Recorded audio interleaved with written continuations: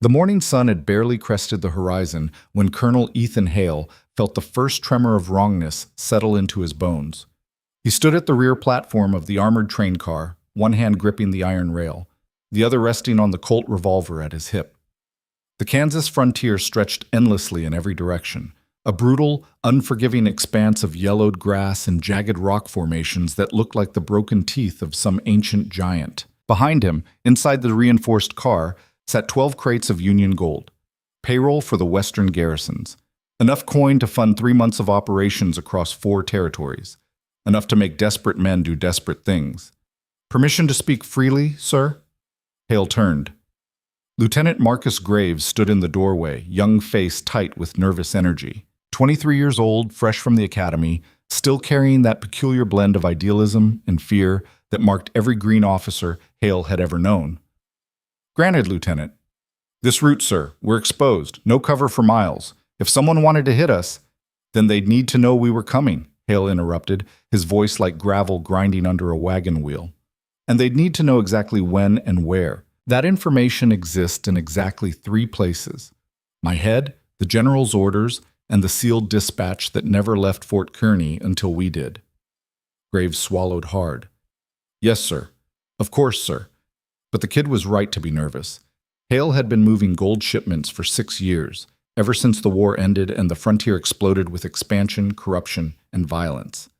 He'd learned to trust his instincts the way a wolf trusts its nose.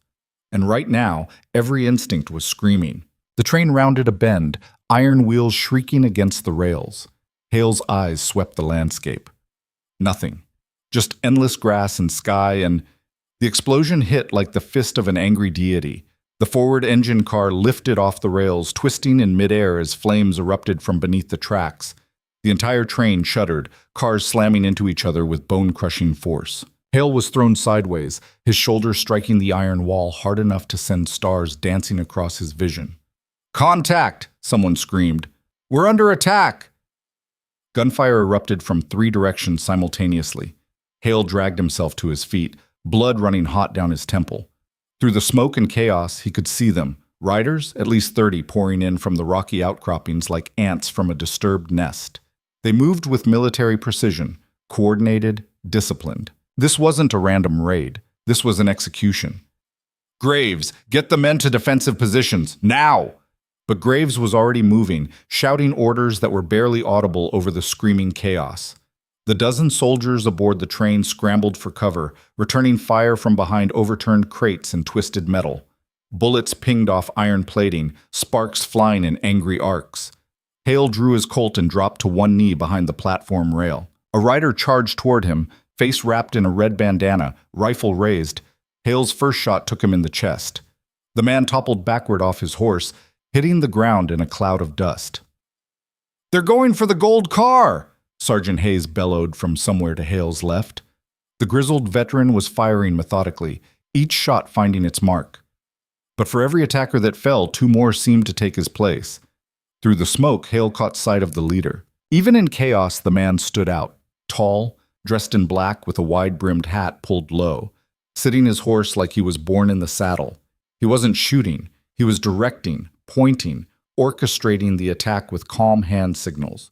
Professional. Controlled. Paid well, Hale thought grimly.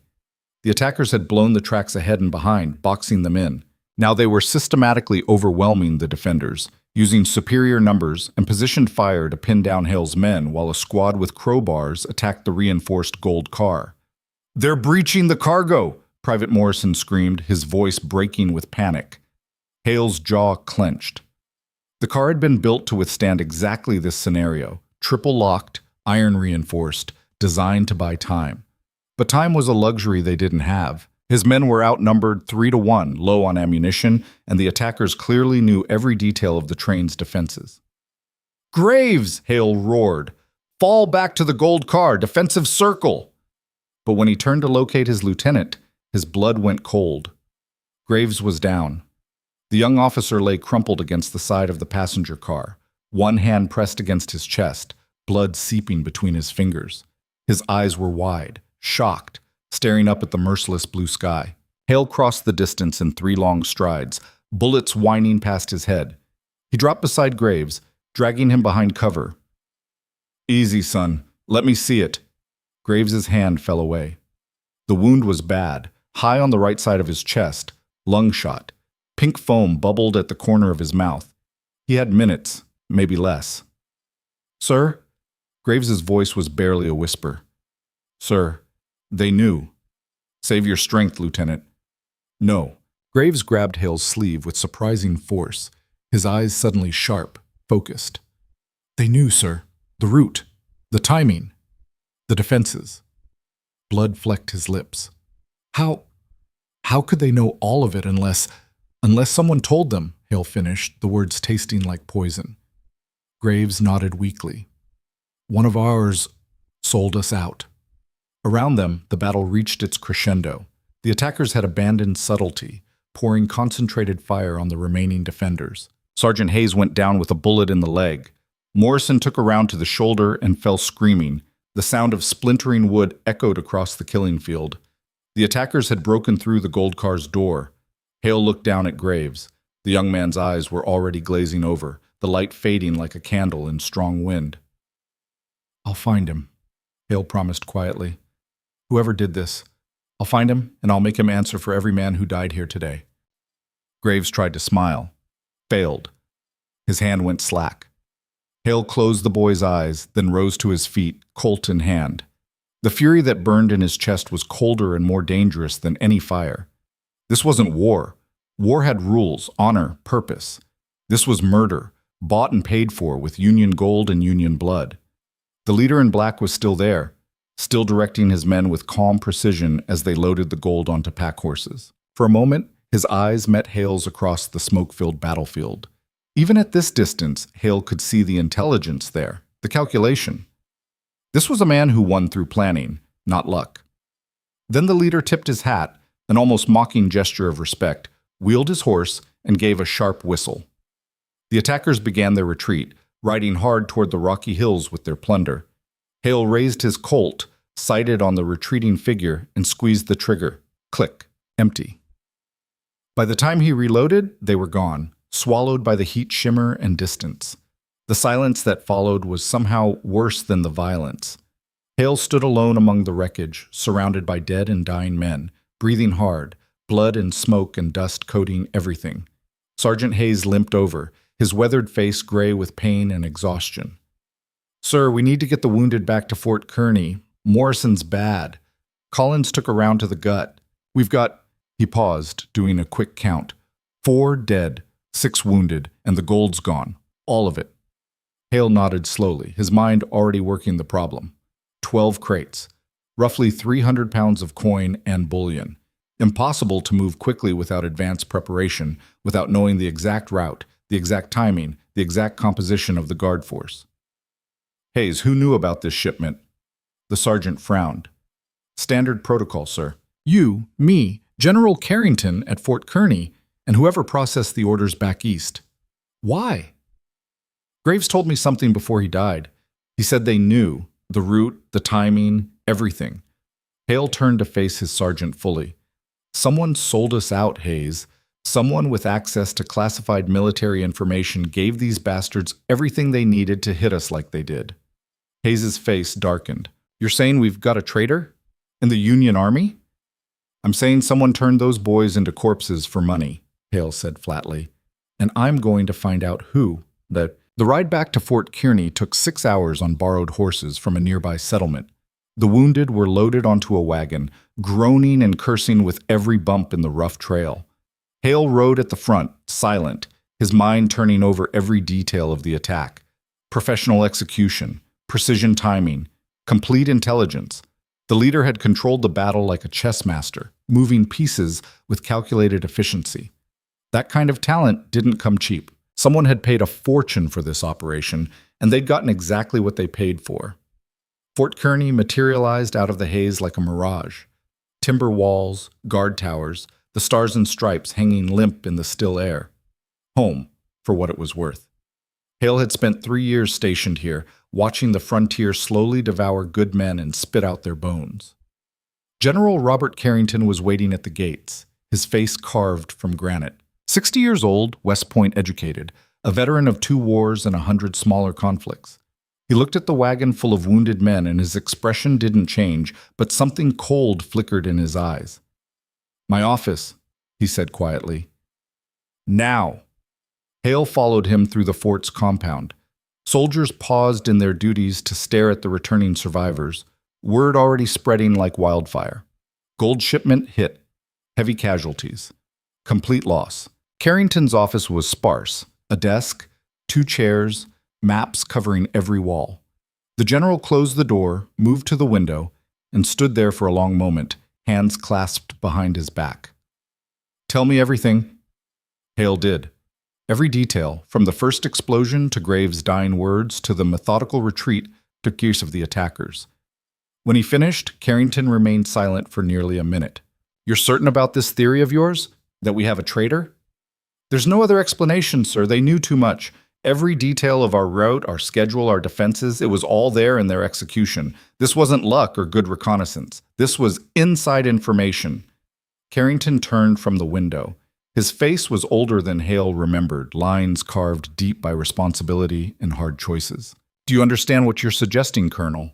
If word gets out that we have a security breach at this level, every operation we run becomes compromised. Every treaty negotiation, every troop movement, every supply line, all of it suspect. The frontier is barely holding together as it is. This kind of instability could tear it apart." "Then we find the traitor quietly, sir. But we find him." "With what resources?" Carrington's voice rose slightly. "I can't authorize a full investigation without drawing attention. I can't pull men from garrison duty to chase ghosts through saloons and card games, and I certainly can't send the officer who just lost an entire gold shipment on some personal vendetta across hostile territory." Hale's jaw tightened. "Then what are you authorizing, General?" "Officially, nothing. The attack was a tragic but routine ambush by unknown hostiles. The gold is written off as a loss. We tighten security on future shipments and move on." Carrington's eyes hardened. "Unofficially, you have 2 weeks of personal leave.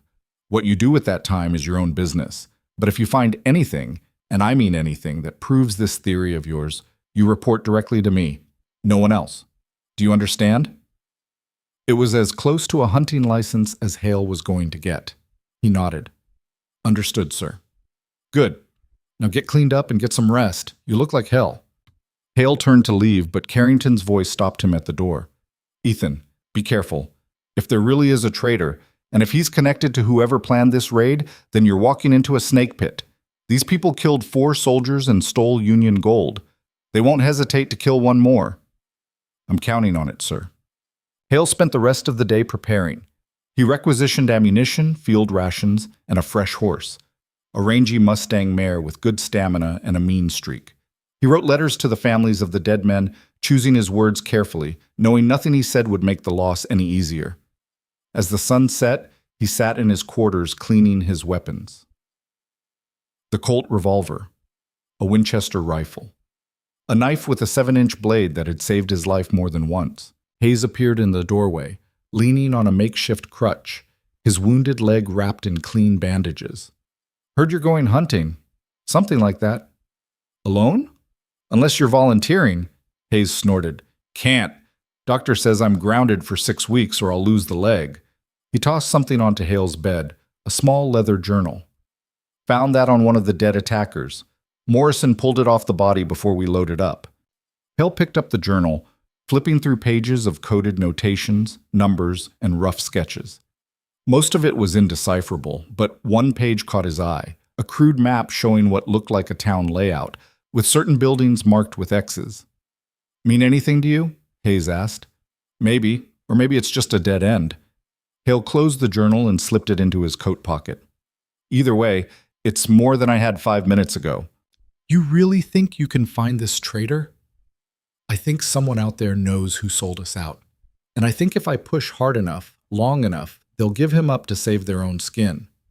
Hayes was quiet for a moment, then nodded. "Good hunting, Colonel. Bring me back something I can use." "Like what?" "A name, a body. Either one works." After Hayes left, Hale sat in the gathering darkness, studying the journal by lamplight. The coded entries were frustrating, but the map was clearer. He recognized the general layout. It matched the description of a town called Salvation Creek, about 40 miles south. A frontier settlement that had grown fat on cattle money and mining claims, now controlled by whoever had the most guns and the fewest scruples. If the journal belonged to one of the attackers, then Salvation Creek was connected to the raid. And if Salvation Creek was connected, then someone there knew who planned it. It wasn't much, but it was a start. Hale left Fort Kearney before dawn, riding south under a sky still thick with stars. The frontier swallowed him quickly, vast and indifferent. By noon, he'd put 20 miles between himself and the fort, following old cattle trails and dry creek beds. The landscape shifted gradually, flat grassland giving way to rocky hills, then to the broken badlands where water was scarce and shade even scarcer. Hale rationed his supplies carefully, knowing the nearest settlement was still a day's ride away. By late afternoon, he spotted smoke on the horizon. He approached carefully, rifle drawn, eyes scanning for threats. The smoke came from a burned-out homestead, timber frame collapsed, stone chimney standing alone like a grave marker. Recent, too. The ashes were still warm. Hale dismounted, searching the ruins. No bodies, which was either good news or very bad news. The fire had been deliberately set, lamp oil splashed across the walls before ignition. This wasn't an accident or an Indian raid. This was a message. Looking for someone? Hale spun, rifle raised. A woman stood at the edge of the property, half hidden behind a dead cottonwood tree. She was maybe 30, dressed in worn trail clothes, dark hair pulled back severely, a shotgun cradled in her arms with casual familiarity. Her eyes were the color of cold steel. "Easy," Hale said, not lowering his weapon. "I'm not here to cause trouble." Funny. That's what the last men said before they burned my home. Her voice was flat, emotionless, but her knuckles were white on the shotgun stock.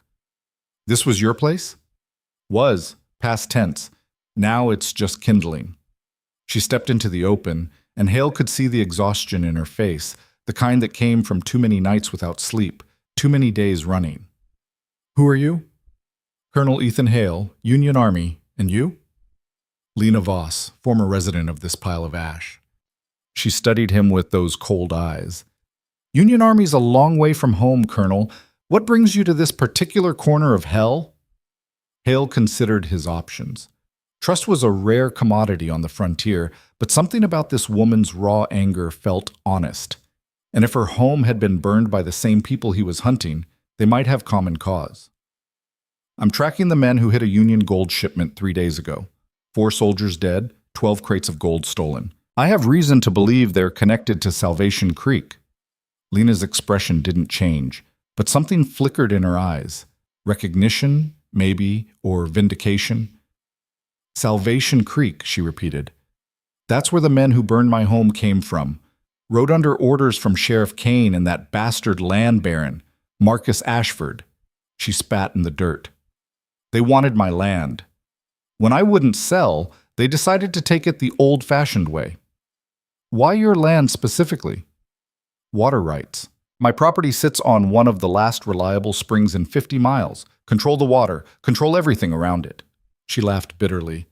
"Basic frontier economics, and I was stupid enough to think the law would protect me." The law being Sheriff Kane. The law being whoever Marcus Ashford tells it to be. Kane's just the muscle. Ashford's the brain, the money, the power. He owns half the county and most of the people in it. Hale absorbed this, pieces beginning to connect. A corrupt sheriff, a powerful land baron, a town built on intimidation and violence. It was the perfect ecosystem for someone planning a major gold robbery. Plenty of hired guns, no oversight, and enough money to buy silence. This Marcus Ashford, what else does he control? Besides the sheriff, the land office, and most of the businesses in Salvation Creek? Lena tilted her head, thinking, there are rumors he's connected to the bigger cattle operations north of here, and some folks say he's got political ambitions, maybe a Senate run once the territory gets statehood. But mostly, he's just a snake who figured out how to wear a suit. And you're planning what? Revenge? Planning? No. Planning implies I have a strategy, resources, backup. Her smile was sharp as broken glass. I'm just planning to stay alive long enough to watch that bastard burn the way he burned my home. After that, she shrugged. We'll see. Hale looked at the ruins, then back at Lena Voss. She was a survivor, scarred, angry, but still standing. The frontier produced two types of people, those who broke under pressure and those who became harder than the rocks around them. Lena was definitely the latter. I'm heading to Salvation Creek, he said. I'm going to find out who planned that gold robbery, and I'm going to make them pay for the men who died. If your enemies and mine are the same people, we might be able to help each other. Help each other how? I've got a shotgun and the clothes on my back. You're one man, even if you do have a fancy military title. What are we supposed to do against Ashford's entire operation? We're going to do what desperate people with nothing to lose always do, Hale said. We're going to be smarter, faster, and meaner than they expect. And we're going to hit them where it hurts. Lena studied him for a long moment, and something like respect flickered across her face. You're either very brave or very stupid, Colonel. Maybe both. Are you in? She looked back at the ruins of her home one last time, then nodded. I'm in. But if we're doing this, we do it my way. I know Salvation Creek. I know the people, the layout, the weak points. You may be a military man, but this isn't a military operation. This is frontier justice. Fair enough. But we do this smart. No running in blind. No getting ourselves killed before we accomplish anything. Agreed. Lena extended her hand. Partners? Hale shook it. Her grip was firm, calloused, the handshake of someone who'd spent years working hard land. Partners. Now how far to Salvation Creek? Half a day's ride. But we're not going in the front door. I know a way that'll keep us out of sight until we're ready to make noise. They rode through the night, two shadows moving across a landscape that seemed carved from darkness itself. Lena led the way, navigating by stars and instinct, avoiding the main trail. She was good, better than good. She moved like someone who'd spent a lifetime reading the land's subtle signs. As they rode, she told Hale more about Salvation Creek, a town of maybe 300 people, swollen with seasonal workers during cattle season. Sheriff Kane ran a dozen deputies, most of them hired thugs, who enjoyed the authority and the violence it sanctioned. Marcus Ashford controlled the town from his estate on the north side, a sprawling compound that looked more like a fortress than a home. Ashford's smart, Lena said as they watered the horses at a hidden spring. He keeps his hands technically clean. The violence, the intimidation, that's all done by Kane and his men. Ashford just signs papers, makes deals, and counts money. Makes him hard to touch legally, Hale observed. Makes him hard to touch at all. He's got protection at every level. Local, territorial, probably federal too. Men like that don't stay in power by accident. Then we'll have to get creative. Lena gave him a sideways look. Creative how? Still working that out. But every system has a weak point. Every fortress has a door. We just need to find it. They reached the outskirts of Salvation Creek just before dawn. Lena guided them to an abandoned mine shaft on the eastern edge of town, concealed by scrub brush and fallen timbers. From here they had a clear view of Salvation Creek as it woke up. The town was bigger than Hale expected, a main street lined with saloons, general stores, and a hotel with actual glass windows. Side streets branched off in rough grid patterns.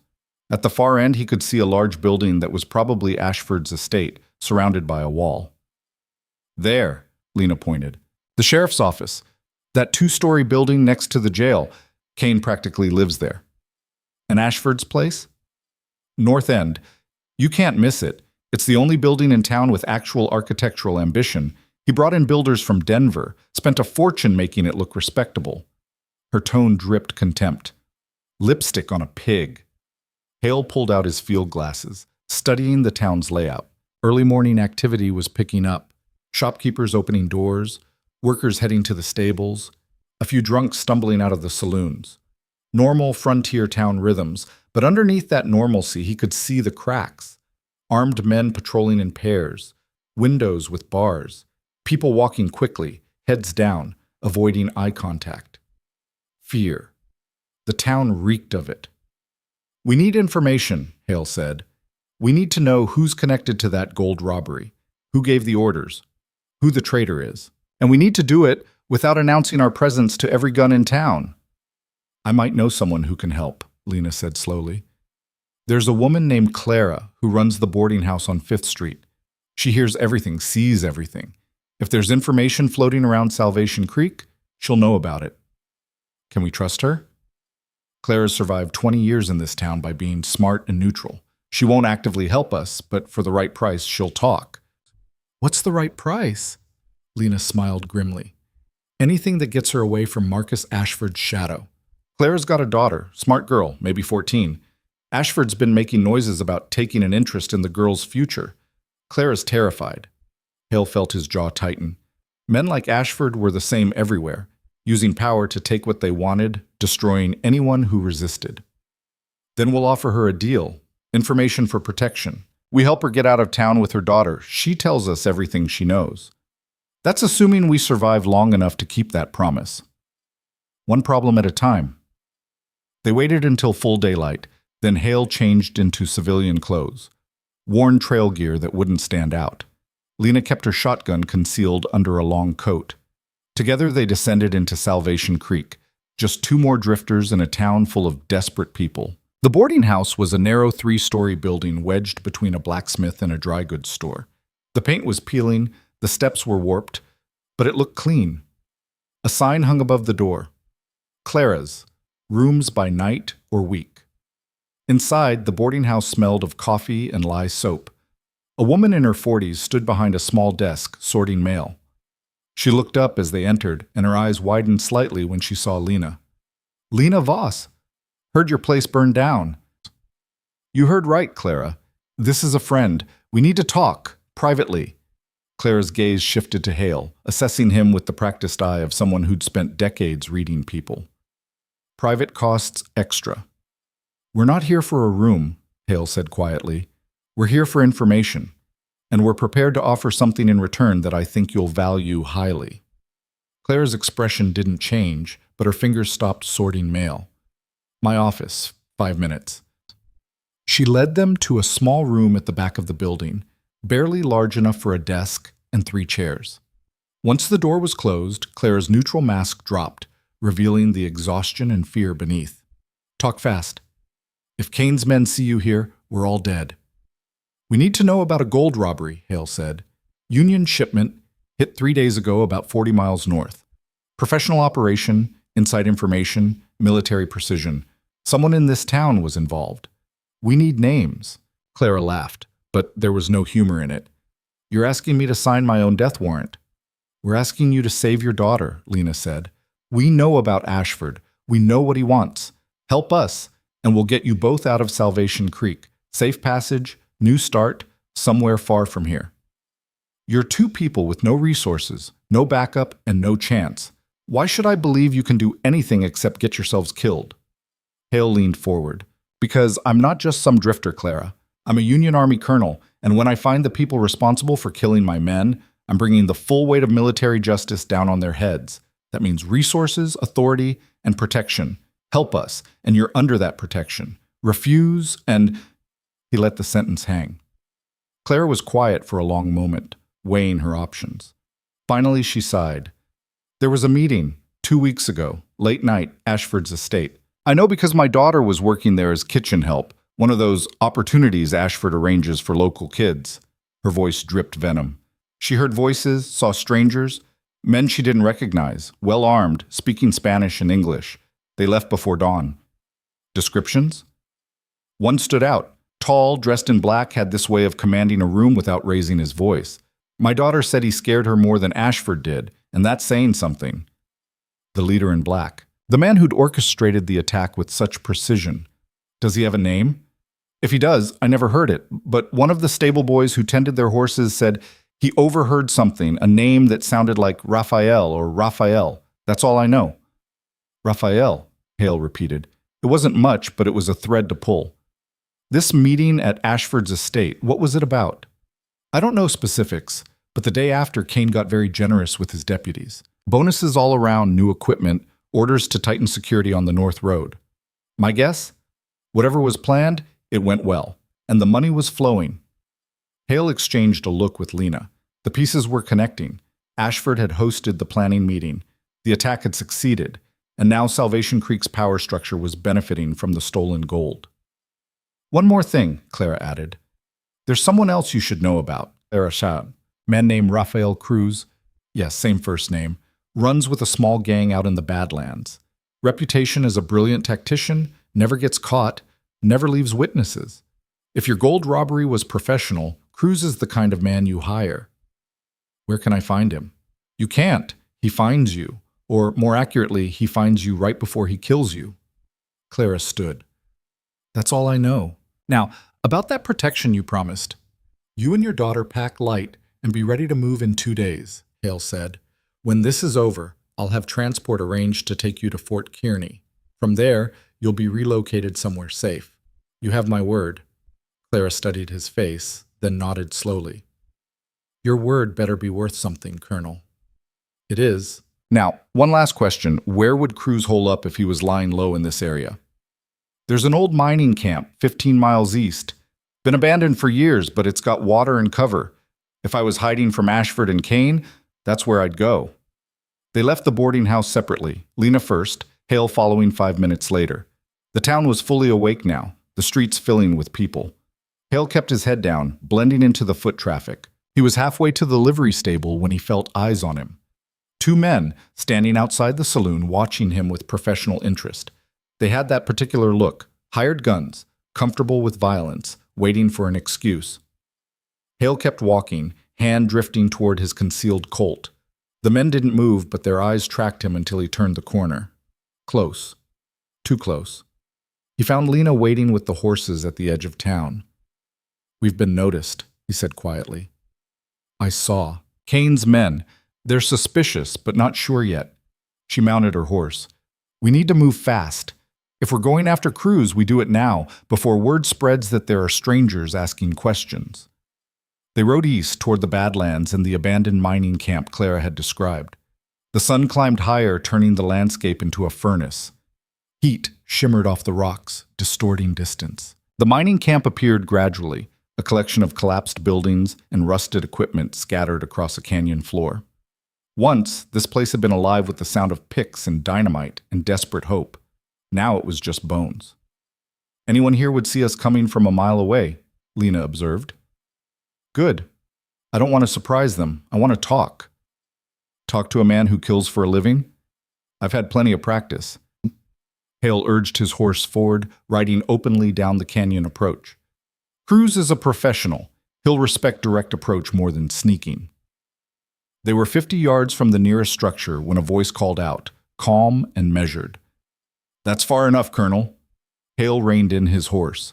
A figure emerged from the shadow of a collapsed mine entrance, the man in black from the train attack. Up close, Hale could see he was younger than expected, maybe 35, with sharp features and eyes that missed nothing. Rafael Cruz. Had to be. You know who I am, Hale said.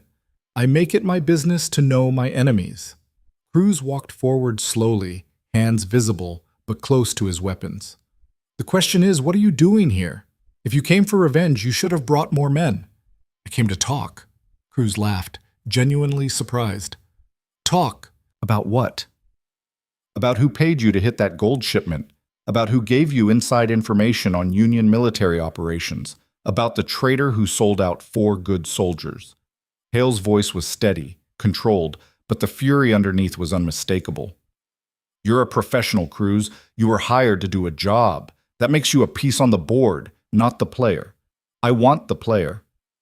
And you think I'll just tell you? Out of what? Honor? Professional courtesy? I think you're smart enough to know that stealing Union gold makes you a priority target. Every fort, every garrison, every lawman between here and Washington will be hunting you. That heat doesn't go away. Hale leaned forward in his saddle. But if you give me the name of who hired you, who the traitor is, I can make that heat focus somewhere else. You walk away clean, fresh start. Cruz was quiet, considering. Behind him, Hale could see other figures moving in the shadows. Cruz's gang, staying out of sight, but ready to intervene. You're offering me immunity. I'm offering you a chance to survive. Take it or don't. But make your choice fast, because if you say no, I'll find the answer anyway. It'll just cost more blood. Including yours. Possibly. but I've been dead before. It didn't stick. Cruz smiled at that. You've got balls, Colonel, I'll give you that. Riding into my camp, making demands, offering deals, takes nerve. He was quiet for another moment, then nodded slowly. All right, I'll make you a counteroffer. I'll tell you what you want to know, names, connections, everything. But in return, you help me with a problem. What kind of problem? The kind named Marcus Ashford. See, I was hired to hit that gold shipment, but I wasn't paid the full amount. Ashford's been reluctant to settle the bill. Says he needs to wait until the heat dies down. Cruz's smile was cold. I don't wait, and I don't appreciate being cheated. So you want me to help you collect? I want you to help me send a message, one that Ashford and every other corrupt bastard on this frontier will understand. You want your traitor? I want my money. Our interests align. Lena spoke up for the first time. And how exactly do we send a message to the most powerful man in the territory? Cruz turned his sharp gaze on her. We take something he values, something irreplaceable. We hit him where he thinks he's untouchable. He looked back at Hale. You in, Colonel? Or are military ethics going to get in the way of practical results? Hale thought about Graves, dying in the dirt, about the 3 other soldiers who'd never see home again, about a traitor walking free while good men lay in unmarked graves. Ethics were important. Honor was important. But justice? Justice was essential. I'm in, he said. But we do this smart. No innocent casualties, no unnecessary violence. We hit Ashford, we get answers, and we get out. Cruz extended his hand. Deal. Hale shook it, knowing he'd just made a pact with the devil. But sometimes, to burn down hell, you needed to make friends with its residents. The hunt had just become a war. The abandoned mining camp became their war room. Cruz's men emerged from the shadows one by one, 8 hardened fighters who moved with the efficiency of wolves. They eyed Hale and Lena with open suspicion, hands never far from their weapons, but Cruz's word held them in check. These are my terms, Cruz said, spreading a hand-drawn map across a flat rock. We have 48 hours. After that, Ashford will have heard about strangers in town asking questions, and he'll lock down tighter than a banker's vault. We need to move fast, hit hard, and disappear before Kane's entire force comes down on us. Hale studied the map. It showed Ashford's estate in detail, walls, gates, guard positions, even the interior layout of the main house. Someone had done serious reconnaissance. Where did you get this? He asked. I had 3 weeks to plan the gold robbery. You think I didn't spend time studying the man who was paying me? Cruz tapped a section of the map showing the eastern wall. Weak point here. The wall looks solid, but there's a drainage culvert that runs underneath. Big enough for a man to crawl through if he doesn't mind getting wet and dirty. And the guards? 12 men on rotation, 4 at the main gate, 2 on each corner of the property, 4 roaming the grounds, all armed with repeating rifles. All loyal to Ashford because he pays twice what anyone else does. Lena leaned in, studying the layout. What about inside the house? That's where it gets interesting. Ashford keeps his personal wealth in a safe in his study. Cash, deeds, documents, everything he uses to control this territory. If we can get to that safe, we can get leverage. Cruz's smile was predatory. And if we're really lucky, we might find evidence of who the traitor is. Ashford's too smart to trust everything to memory. He'll have records. So we break into the most heavily guarded estate in the territory, crack a safe, and hope we find what we're looking for before a dozen armed men kill us. Lena shook her head. This is insane. Welcome to the frontier, Cruz said. Insanity is the local currency. Hale traced the drainage route with his finger, calculating distances and timing. The military tactician in him was already running scenarios, measuring risks against potential gains. It was a desperate plan, but desperation had a way of focusing the mind. We'll need a distraction, he said. Something big enough to pull guards away from the eastern wall, but contained enough that it doesn't turn into a massacre. I can handle that, one of Cruz's men spoke up. He was a wiry Mexican with a scar running from his eye to his jaw. Fire in the stables on the western edge. Horses start screaming, everyone comes running. It's human nature. No killing unless necessary, Hale said firmly, looking at each of Cruz's men in turn. We're here for information and justice, not a bloodbath. Cruz raised an eyebrow. You're working with outlaws, Colonel. Violence is part of the package. Then we minimize it. These guards are hired muscle, not masterminds. They're not our real enemy. Spoken like someone who's never had a hired gun shoot at him, Cruz said dryly. But fine. We'll try it your way. Just don't expect miracles when bullets start flying. They spent the next 2 hours planning every detail. Timing, signals, escape routes. Cruz's gang might be criminals, but they were professionals, and they understood that sloppiness got you killed. Hale found himself grudgingly impressed by their precision. As the sun began its descent toward the horizon, painting the Badlands in shades of blood and copper, Cruz pulled Hale aside. You really think you can take down Ashford? A man like that has protection at every level. Even if we get evidence, even if we expose the traitor, there are people in power who'll bury it to protect their own interests. I've seen powerful men fall before, Hale said quietly. They all think they're untouchable right up until the moment they're not. Ashford's mistake was killing soldiers under my command. That made it personal. And personal means I don't stop until either he's finished or I am. Cruz studied him with those sharp, calculating eyes. You know what I think, Colonel? I think you and I aren't that different. We both operate outside the normal rules when we need to. The only difference is you've got a uniform and I've got a price on my head. The difference is I fight for something bigger than myself. Do you? Or do you just tell yourself that to sleep better at night? Cruz's smile was knowing, almost sympathetic. I've met a lot of men who wrapped their revenge in pretty words like justice and duty. In the end, it's all the same. We're hunting because we were hurt and we want someone to pay. Hale wanted to argue, but the words stuck in his throat. Because maybe Cruz was right. Maybe beneath all the military protocol and righteous anger, this was just about revenge. About making someone answer for Graves' death, for the blood that stained Hale's hands every time he closed his eyes. Doesn't matter what I tell myself, Hale said finally. What matters is stopping men like Ashford from doing this again. Fair enough, Cruz clapped him on the shoulder. Get some rest, Colonel. Tonight we either become legends or corpses. Either way, it'll be one hell of a story. Hale found Lena sitting apart from the group, cleaning her shotgun with methodical focus. She looked up as he approached, and he saw the same tight determination in her face that he felt in his chest.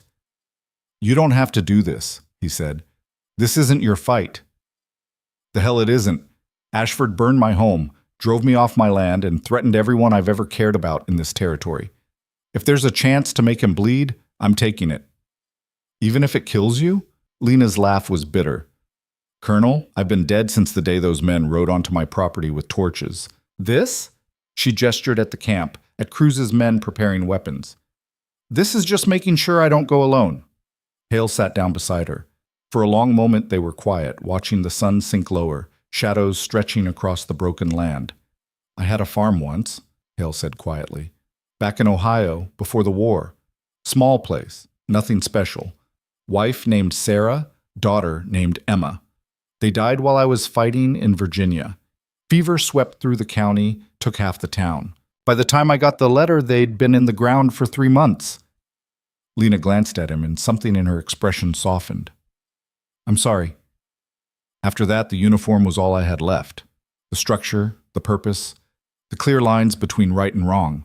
It helped. Made the world make sense again. He paused. But sometimes I wonder if I'm just hiding, using duty as an excuse not to feel anything. You feel plenty, Colonel. I can see it every time you talk about those dead soldiers. That's not duty talking. That's guilt, anger, grief, all the messy human things that don't fit in military reports. Maybe. But those messy human things are what's going to get us through tonight. Because Ashford and men like him, they think they're above consequences. They think power insulates them from justice. We're here to prove them wrong. Lena nodded slowly. Then let's make sure we survive long enough to do it. Night fell like a curtain, sudden and complete. Cruz's men moved with practiced silence, checking weapons, securing equipment, preparing for violence with the casual efficiency of tradesmen. Hale changed into dark clothing, strapped on his gun belt, and tested the edge of his knife. Every motion was automatic, muscle memory from too many dangerous nights. Cruz gathered everyone together one last time. In the firelight, his face looked like something carved from stone. Everyone knows their role. Diego starts the fire at midnight. That gives us a 3-minute window while the guards respond. Hale, Lena, and I go through the drainage culvert. The rest of you create a perimeter, make sure we're not followed, and be ready to extract us when we come out. He looked at each face in turn. And if something goes wrong, if this turns into a bloodbath, you scatter. Don't try to be heroes. We regroup at the secondary location and plan our next move. Clear? Murmurs of agreement rippled through the group. Good. Mount up. We ride in 30 minutes. The ride to Salvation Creek was a journey through darkness absolute. Clouds had rolled in, covering the stars, turning the world into a void. They moved slowly, carefully, horses picking their way across treacherous ground. No one spoke. There was nothing left to say. They stopped a half-mile from Ashford's estate, leaving the horses with 2 of Cruz's men. The rest of them moved forward on foot, using the broken terrain for cover. As they got closer, Hale could see lights blazing in the mansion's windows, guards moving on their rounds with lanterns. The estate looked even more imposing up close. A 2-story structure built from imported stone, surrounded by walls that seemed designed more for a fortress than a home. This was the house of a man who expected enemies. Diego split off toward the western stables, moving like smoke. Cruz led Hale and Lena around to the eastern wall, staying low, using every shadow. They reached the drainage culvert exactly where the map indicated, a dark opening barely 3 feet wide, water trickling out in a sluggish stream. You first, Cruz whispered to Hale. I'll cover our entrance. Lena in the middle. Hale dropped to his belly and crawled into the darkness. The culvert stank of rot and stagnant water, the walls closing in like a coffin. He forced himself forward, inch by inch, the cold water soaking through his clothes. Behind him, he could hear Lena's steady breathing, then Cruz bringing up the rear. The culvert seemed to go on forever, a claustrophobic nightmare that tested every nerve. Hale's shoulders scraped against stone, his knees found every sharp edge, and the darkness was so complete he might as well have been blind. Then he saw light ahead, faint, filtered through a metal grate. The exit. Hale reached the grate and pushed. It didn't budge. He pushed harder, muscles straining, and felt it give slightly. One more push and it swung open on rusted hinges, the screech of metal hideously loud in the confined space. He froze, listening for shouts of alarm. Nothing. Just the distant sound of guards talking, their voices casual, bored. Hale pulled himself out into a small courtyard garden, surrounded by manicured hedges and decorative stonework. Lena emerged behind him, then Cruz, all 3 of them soaked and filthy. Study is on the 2nd floor, east wing, Cruz whispered, pointing. There's a servant's entrance through the kitchen. Should be unlocked. Staff works late. They moved through the garden like ghosts, pressing against walls, timing their movements between guard patrols. The mansion loomed above them, windows glowing with warm light that seemed almost mocking. Inside, people were living normal lives, attending parties, drinking expensive liquor, while outside, 3 desperate people prepared to tear down their world. The kitchen entrance was exactly where Cruz said it would be. Hale tested the handle. Unlocked. They slipped inside, finding themselves in a large kitchen that smelled of roasted meat and fresh bread. Voices drifted from somewhere deeper in the house, servants finishing evening duties, guards changing shifts. Cruz led them up a narrow staircase meant for servants, the wood creaking under their weight. Every sound seemed magnified, every footstep an announcement of their presence. But they reached the 2nd floor without encountering anyone. The hallway was elegant, almost obscenely luxurious. Thick carpets, paintings in gold frames, gas lamps casting steady light. The study was 3 doors down on the right, marked by an ornate handle and a lock that looked expensive. Cruz knelt by the lock, pulling out a small leather case filled with picks and tools. His fingers moved with practiced precision, feeling the mechanism, understanding its secrets. 30 seconds later, the lock clicked open. The study was everything Hale expected from a man like Ashford. Massive desk of dark wood, floor-to-ceiling bookshelves, leather chairs that probably cost more than a soldier's yearly pay. And there, behind the desk, a safe built into the wall. That's going to take time, Cruz muttered, examining the safe. 15, maybe 20 minutes. Then get started. Lena watched the door. I'll search the desk. Cruz pulled out more tools and went to work on the safe, his ear pressed against the metal. fingers delicately manipulating the dial. Hale moved to the desk and began rifling through drawers, looking for anything useful. Papers. Deeds. Financial ledgers showing transactions that would make a banker weep with envy. And then, in the bottom drawer, hidden under a stack of correspondence, he found it. A leather journal, similar to the one Hayes had taken from the dead attacker. But this one was filled with names, dates, amounts. A complete record of Ashford's criminal enterprise. Payoffs to local officials, bribes to territorial judges, payments to various outlaw gangs for services rendered. And there, in handwriting that was almost mockingly neat, the entry Hale had been hunting for. Union Gold shipment, R. Cruz, 30%, $15,000. Sheriff Kane coordination, $5,000. Inside intelligence, Captain J. Morrison, Fort Kearney, $8,000. Delivery scheduled April 12th. Hale felt his blood turn to ice. Captain James Morrison, one of General Carrington's most trusted officers. The man who processed supply routes, who had access to classified shipping schedules, who could provide everything an ambush team would need. The traitor had a name. Found it, he said quietly, his voice tight with barely controlled fury.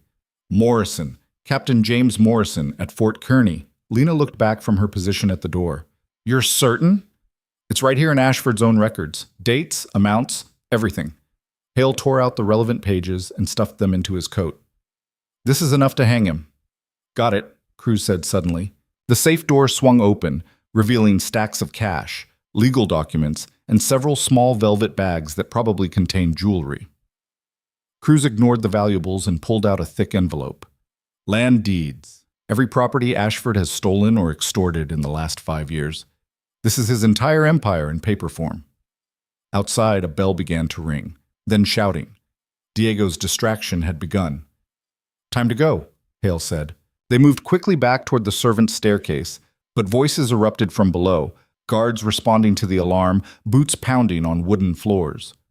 They were cut off. Window, Cruz hissed, changing direction. He led them to a window at the end of the hall, threw it open, and looked down. A 12-foot drop to a sloped roof, then another drop to the garden below. You have got to be kidding, Lena said. You want to fight our way through 20 armed men, be my guest. Otherwise, jump. Cruz went first, landing on the roof and sliding down to the edge. Lena followed, less gracefully but successfully. Hale took a breath, said a silent prayer to whoever might be listening, and jumped.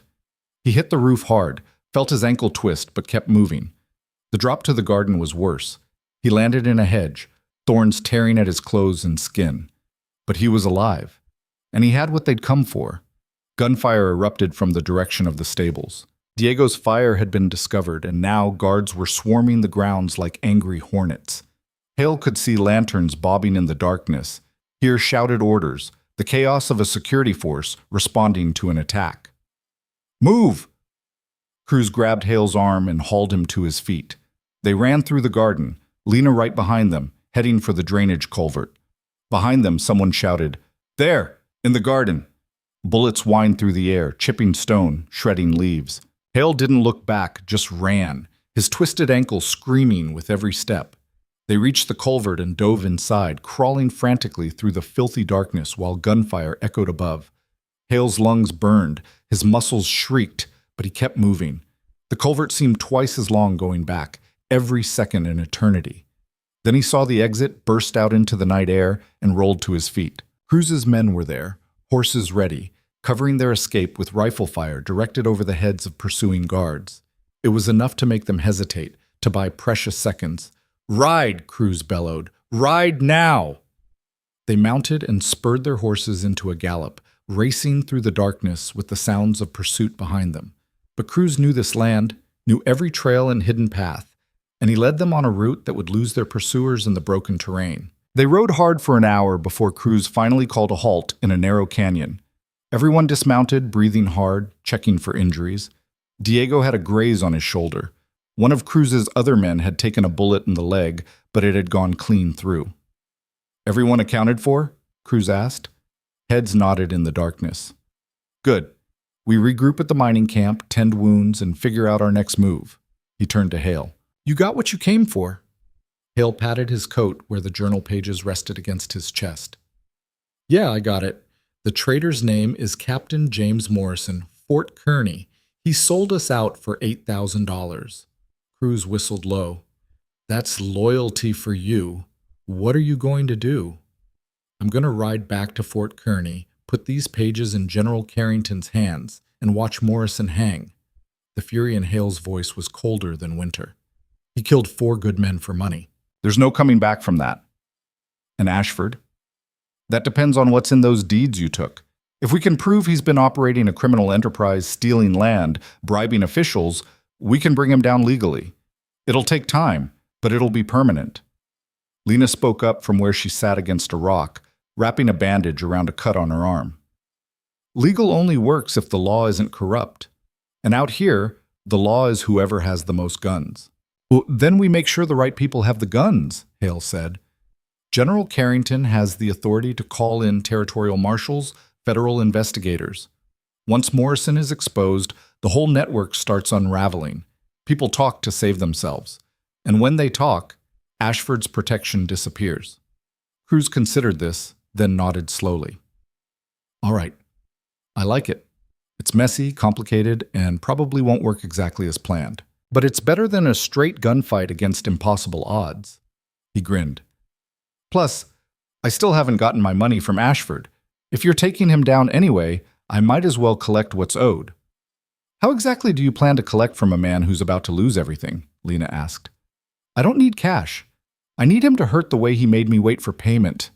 Revenge comes in many forms, Lena. Sometimes it's a bullet. Sometimes it's watching everything someone built turn to ash. They rode back to the mining camp as dawn began to break, painting the sky in shades of pink and gold. Exhaustion pulled at Hale like an anchor, but his mind was racing, already planning the next moves. Morrison would be at Fort Kearney, probably sleeping soundly, confident his betrayal was hidden. The thought of the captain's face when Hale walked in with evidence made something dark and satisfied settle in Hale's chest. At the camp, they tended wounds and divided supplies. Cruz's men were professionals to the end. No complaints, no questions, just quiet efficiency. Diego's shoulder was cleaned and wrapped. The man with the leg wound could ride, though he'd need a doctor eventually. Cruz pulled Hale aside as the others prepared for the journey ahead. This is where we part ways, Colonel. You've got your evidence, your traitor's name. I've got what I need to settle accounts with Ashford in my own way. Our deal is done. What about that immunity I promised? Cruz laughed. You think I trust the Union Army to keep its word? No offense, but I've been burned too many times. I'll take my chances on the run. It's what I'm good at. The offer stands. You help me bring down Morrison and Ashford, I'll make sure you walk away clean. Appreciate it, but clean, and I stopped being friends a long time ago. Cruz extended his hand. It's been interesting, Colonel. You're a better man than most I've worked with. I hope you get your justice. Hale shook his hand, feeling the calluses, the strength. What will you do? What I always do. Disappear. There's a lot of frontier out there, and I know how to use every inch of it. He glanced at Lena. You should take the lady with you. She's got fire, but fire burns brightest right before it goes out. She needs something more than revenge to live for. I'll do what I can. Cruz nodded, then turned and walked away, calling orders to his men. Within 20 minutes, the gang had vanished into the Badlands like smoke on wind, leaving Hale and Lena alone in the abandoned camp. Lena watched them go, her expression unreadable. He's right, about me. I've been running on anger for so long I don't remember what else feels like. Then come with me to Fort Kearney. Help me expose Morrison. Bring down Ashford. And after that, we'll figure out what comes next, together. She looked at him, and for the first time since they'd met, the hardness in her eyes softened slightly. You really believe justice is possible out here, in this godforsaken place? I believe it's worth fighting for. Even if we fail, even if it costs everything, it's worth the fight. Lena was quiet for a long moment, then nodded. All right, Colonel. I'm with you. Let's go show these bastards that the frontier still has teeth. They mounted their horses and turned north, toward Fort Kearney and the reckoning waiting there. The sun climbed higher, burning away the last traces of night, and in its harsh light, Hale could see the path ahead clearly. Morrison would answer for his betrayal. Ashford would lose his empire. And the men who died in the dust by those railroad tracks would finally have justice. The ride to Fort Kearny took 2 days of hard travel. They avoided settlements, stuck to game trails and dry creek beds, moving fast and quiet. Hale's twisted ankle throbbed with every mile, but he ignored it, focused on the goal. On the second night, camped in a canyon with a small fire for warmth, Lena finally asked the question Hale had been expecting. What happens after? After Morrison hangs? After Ashford falls? What do you do then? Hale stared into the flames, watching them dance and flicker. I don't know. For 6 years, the uniform's been all I had. The structure, the purpose. But lately, I've been wondering if maybe I've been hiding behind it, using duty as an excuse not to feel, not to build anything real. That's not hiding. That's surviving. We all do what we have to do to get through the day. Maybe. But survival isn't the same as living. He looked at her across the fire. What about you? What comes after? Clara and her daughter need that safe passage you promised. I'll make sure they get it. After that? She shrugged. Maybe I'll head west. California is supposed to be full of opportunity. Or maybe I'll just find another piece of land and try again. Build something that can't be burned down so easily. You're tougher than any building, Lena. Whatever you build will last because you're the one building it. She smiled at that, a real smile that transformed her face. You're a romantic, Colonel. Didn't expect that from a military man. Even soldiers dream sometimes. They lapsed into comfortable silence, the fire crackling, the stars wheeling overhead in their ancient patterns. And for just a moment, the weight of revenge and duty and loss lifted slightly, replaced by something that felt almost like peace. Fort Kearny appeared on the horizon at midday on the third day, its timber walls stark against the endless prairie. Hale felt his heart rate increase, anticipation and anger mixing into something volatile. Morrison was behind those walls, probably going about his duties, confident and secure. Not for long. They rode through the gates, and Hale immediately noticed something wrong. Too many soldiers in the compound. Too much activity for a routine day. And the looks they got as they rode toward headquarters, suspicious, hostile, wary. Sergeant Hayes appeared from the barracks, limping on his healing leg, his face grim. When he saw Hale, relief flooded his features. Colonel, thank hell you're back. We've got a situation. What kind of situation? Captain Morrison. He disappeared 2 days ago. Left in the middle of the night, took his horse and personal effects. General Carrington's been turning the fort upside down looking for him. Hale's blood ran cold. Morrison had run, which meant someone had warned him, which meant the corruption ran deeper than just one captain. Where's the general? His office. But Colonel, there's more. We've had visitors, territorial marshal and 2 federal agents. They're asking questions about the gold shipment, about possible military corruption. This whole thing is about to explode. Hale dismounted, his mind racing. Morrison's flight complicated everything, but it also confirmed his guilt. No innocent man runs. Get Lena settled, get her food and water, then meet me at the general's office in 30 minutes. Hayes nodded, and Hale strode toward headquarters, the journal pages burning against his chest like an accusation. He burst into General Carrington's office without knocking. Carrington was there, along with 3 men Hale didn't recognize, one wearing a territorial marshal's badge, the other 2 in suits that screamed federal authority. All 4 looked up as Hale entered, muddy, exhausted, and radiating barely controlled fury. Colonel Hale, Carrington said carefully, these gentlemen have been asking about you. I bet they have. Hale pulled out the journal pages and slapped them on the desk. I found your traitor, General, Captain James Morrison. Sold us out to a land baron named Marcus Ashford for $8,000. Everything's documented right here. Dates, amounts, the whole conspiracy. And Morrison ran because someone tipped him off that I was coming back with evidence. The marshal leaned forward, examining the pages. His eyes widened as he read. Where did you get this?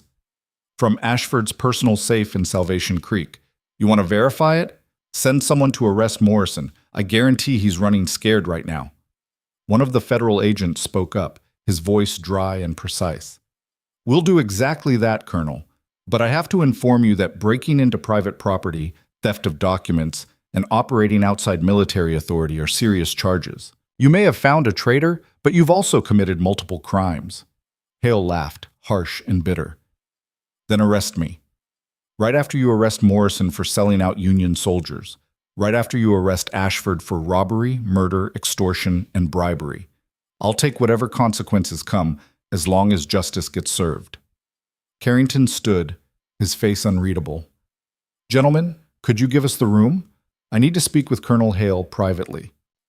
The marshal and agents exchanged glances, then filed out, taking the journal pages with them. When the door closed, Carrington's military bearing dropped slightly, and Hale saw the exhaustion underneath. You've stirred up a hornet's nest, Ethan. Morrison's flight makes him look guilty, but it also makes him hard to catch. And Ashford has connections that reach all the way to Washington. Taking him down won't be simple. Nothing about this has been simple, sir, but those pages prove everything. Morrison's guilt, Ashford's criminal enterprise, the whole rotten system. It's enough. Maybe. Or maybe it's just enough to get you killed. Carrington sighed. Morrison left a letter, claimed he was being framed, that someone was trying to destroy his career. He's building a defense already. Then we find him and make him talk. He's running scared, General. Scared men make mistakes. And what about you, Ethan? What happens when the federal government decides you're too much of a liability? When they decide that a rogue colonel causing trouble is worse than one corrupt captain? Hale met his general's eyes. Then I'll deal with that when it comes. But right now, right here, we have a chance to do something that actually matters. To prove that the system can still work, that justice isn't just a word we use to make ourselves feel better. 4 men died under my command because someone betrayed them. I'm not walking away until that betrayal is answered. Carrington was quiet for a long moment, then nodded slowly. All right, I'll support you. But you need to be smart about this. Work with the marshal and the federal agents, not against them. Give them everything you have, cooperate fully. Make this clean and legal so it sticks. Understood, sir. And Ethan, when this is over, win or lose, you need to think about what comes next. You can't run on revenge forever. Eventually, you have to figure out how to live again. Hale nodded, then turned and walked out, back into the harsh frontier sunlight. Lena was waiting by the barracks, and when she saw his face, she knew. Morrison's gone. Yeah, someone warned him. But we've got federal agents here now, and they're taking this seriously. The hunt's not over. It's just getting started. Lena smiled grimly. Good. I'm not ready for it to end yet either. Together they stood in the center of Fort Kearny. 2 survivors bound by loss and fury, and the stubborn belief that justice was still possible in a world that seemed designed to crush it. The frontier stretched endlessly around them, harsh and unforgiving. But somewhere out there, Morrison was running. And running men always left tracks. The words hung in the air between them like a challenge thrown down on dusty ground. Morrison's name, inked in Ashford's ledger with a price beside it, transformed everything. The hunt had a target now, a face, a man who'd worn the same uniform and broken the same oath. Hale felt the rage crystallize into something colder, harder, more dangerous than simple anger.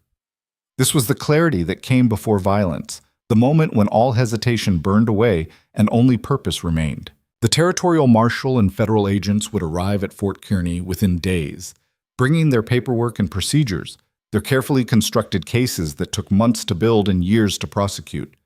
But Morrison had already run, and running men didn't wait for warrants. Every hour Hale spent explaining himself to bureaucrats was another hour for the traitor to disappear into the vast anonymity of the frontier, to change his name and start over while good men rotted in unmarked graves. The decision made itself. Hale would find Morrison before the law could tie his hands with proper procedure. He'd find him, drag him back to Fort Kearny in chains, and make him answer for every drop of blood spilled on those railroad tracks. The letter from General Carrington sat in his pocket, unofficial permission wrapped in plausible deniability. 2 weeks of personal leave. What he did with that time was his own business. Crew seemed to read his thoughts, that sharp smile playing at his lips. You're going after him tonight, aren't you, before the federal boys show up and turn this into a committee meeting? Morrison's got maybe a day's head start, probably less. He's scared, running on panic instead of planning. That makes him sloppy. Hale's voice was flat, emotionless, the tone of a man describing a tactical problem rather than a manhunt. You said you wanted Ashford to pay. Morrison's the key to that. He can testify about the conspiracy, connect all the pieces, make the case airtight. Without him, Ashford's lawyers will tear apart everything we've got. So we're still partners. Cruz stood, stretching like a cat waking from sleep. Good. I was worried you'd gone all noble on me, decided to trust the system after all. My men and I know these territories better than any map. We can track Morrison, find out where he's running to, cut him off before he reaches somewhere with enough law to protect him. Lena had been quiet during the exchange, but now she spoke up, her voice carrying an edge like broken glass. And what about Ashford? While we're chasing Morrison across the frontier, he's sitting in that fortress of his, probably already making arrangements to disappear. Men like that always have an escape plan. Private trains, false identities, enough money to buy protection in Mexico or Canada. Which is why we're not chasing Morrison across the frontier, Hale said. We're using him as bait to draw Ashford out. Think about it. Morrison's his co-conspirator, the man who can destroy him with a single testimony. Ashford can't afford to let him get caught. He'll send men after Morrison either to extract him to safety or to silence him permanently. Either way, he has to act. And when he does, he exposes himself. Cruz's eyes lit up with appreciation. You're going to let Morrison run just far enough to panic Ashford into making a mistake. That's cold, Colonel. I like it. It's practical. Morrison betrayed his own men for money.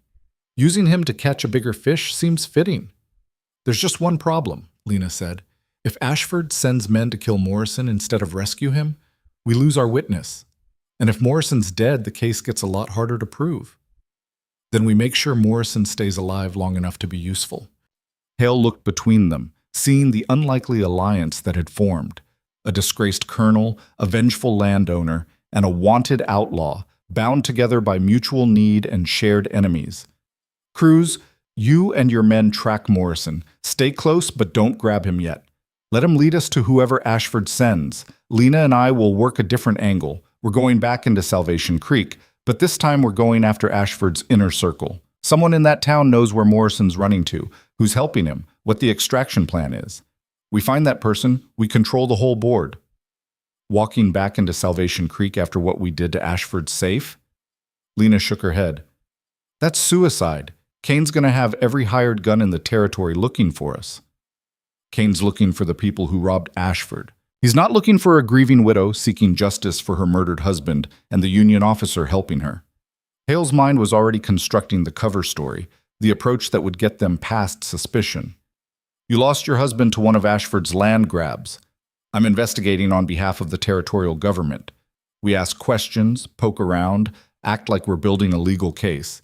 Meanwhile, we're really hunting for Morrison's contacts. Cruz nodded slowly. It's risky, but it might work. Ashford's arrogant enough to think he's untouchable through legal channels. He won't see you as a real threat until it's too late. How long do we have before the federal agents arrive at Fort Kearney? Lena asked. 3, maybe 4 days, Hale said. Carrington will stall them as long as he can, but eventually they'll start asking questions about where I am. We need to have Morrison and evidence of Ashford's involvement by then, or this whole thing falls apart. 3 days to track a desperate man, avoid getting killed by Ashford's forces, and build a case that'll stand up in federal court. Cruz laughed. I've pulled off worse odds. Barely, but I have. All right, Colonel. We split up, work our angles, and meet back here in 48 hours with whatever we've found. If Morrison's still running free by then, we adjust the plan. They spent the next hour refining details, drawing maps, identifying contacts and safe houses. Cruz knew the criminal networks that operated in the shadows of territorial law, the people who moved information and fugitives for the right price. Lena knew Salvation Creek's social structure, who held real power beneath the official hierarchy, where the cracks in Ashford's control might be exploited. And Hale brought military discipline to the planning, turning their desperate gambit into something that resembled an actual operation. As the sun climbed higher, burning away the morning chill, they prepared to separate. Cruz's men had already ridden out, beginning the hunt for Morrison's trail. Diego remained behind long enough to share one last piece of intelligence that made Hale's blood run cold. There's talk in the border towns, Diego said, his scarred face grim. Ashford's put out word through the usual channels. $10,000 for Morrison, delivered alive and silent. That's enough money to buy every gun and cutthroat between here and the Pacific. Morrison's not just running from us anymore. He's running from half the frontier. 10,000, Lena whistled low. Ashford's scared, really scared. He wouldn't offer that kind of money unless Morrison represented an existential threat. Which means Morrison knows more than just the gold robbery, Hale said.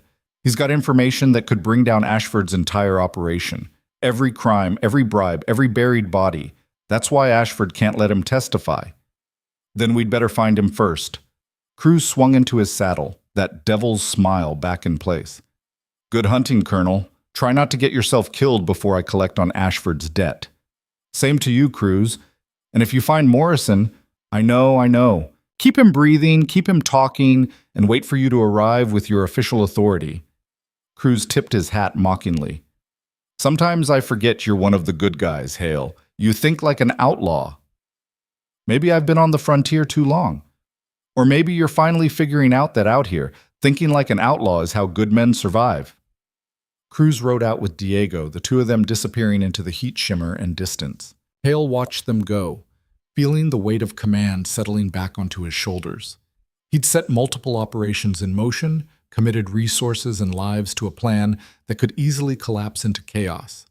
It was the kind of decision that kept generals awake at night, the kind that either won wars or destroyed careers. Lena touched his arm, pulling him back to the present. You sure about this? Splitting up, trusting Cruz, walking back into the lion's den? No, but I'm sure that doing nothing means Morrison escapes and Ashford wins. And I'm sure that I'd rather die trying than live knowing I let them get away with murder. Spoken like a man with nothing left to lose. Or everything left to fight for. He looked at her, seeing the same desperate determination in her eyes. You don't have to come with me, Lena. This is my fight, my responsibility. You've already lost enough. That's exactly why I'm coming. I've lost my home, my land, everything I built. The only thing I've got left is the chance to make Ashford pay for it. You try to leave me behind and I'll follow you anyway. At least this way, we can watch each other's backs. Hale nodded, accepting what he'd already known. Lena Voss wasn't the kind of person who backed down or stepped aside. The frontier had forged her into something harder than the rocks around them, and that hardness would either save them both or get them killed.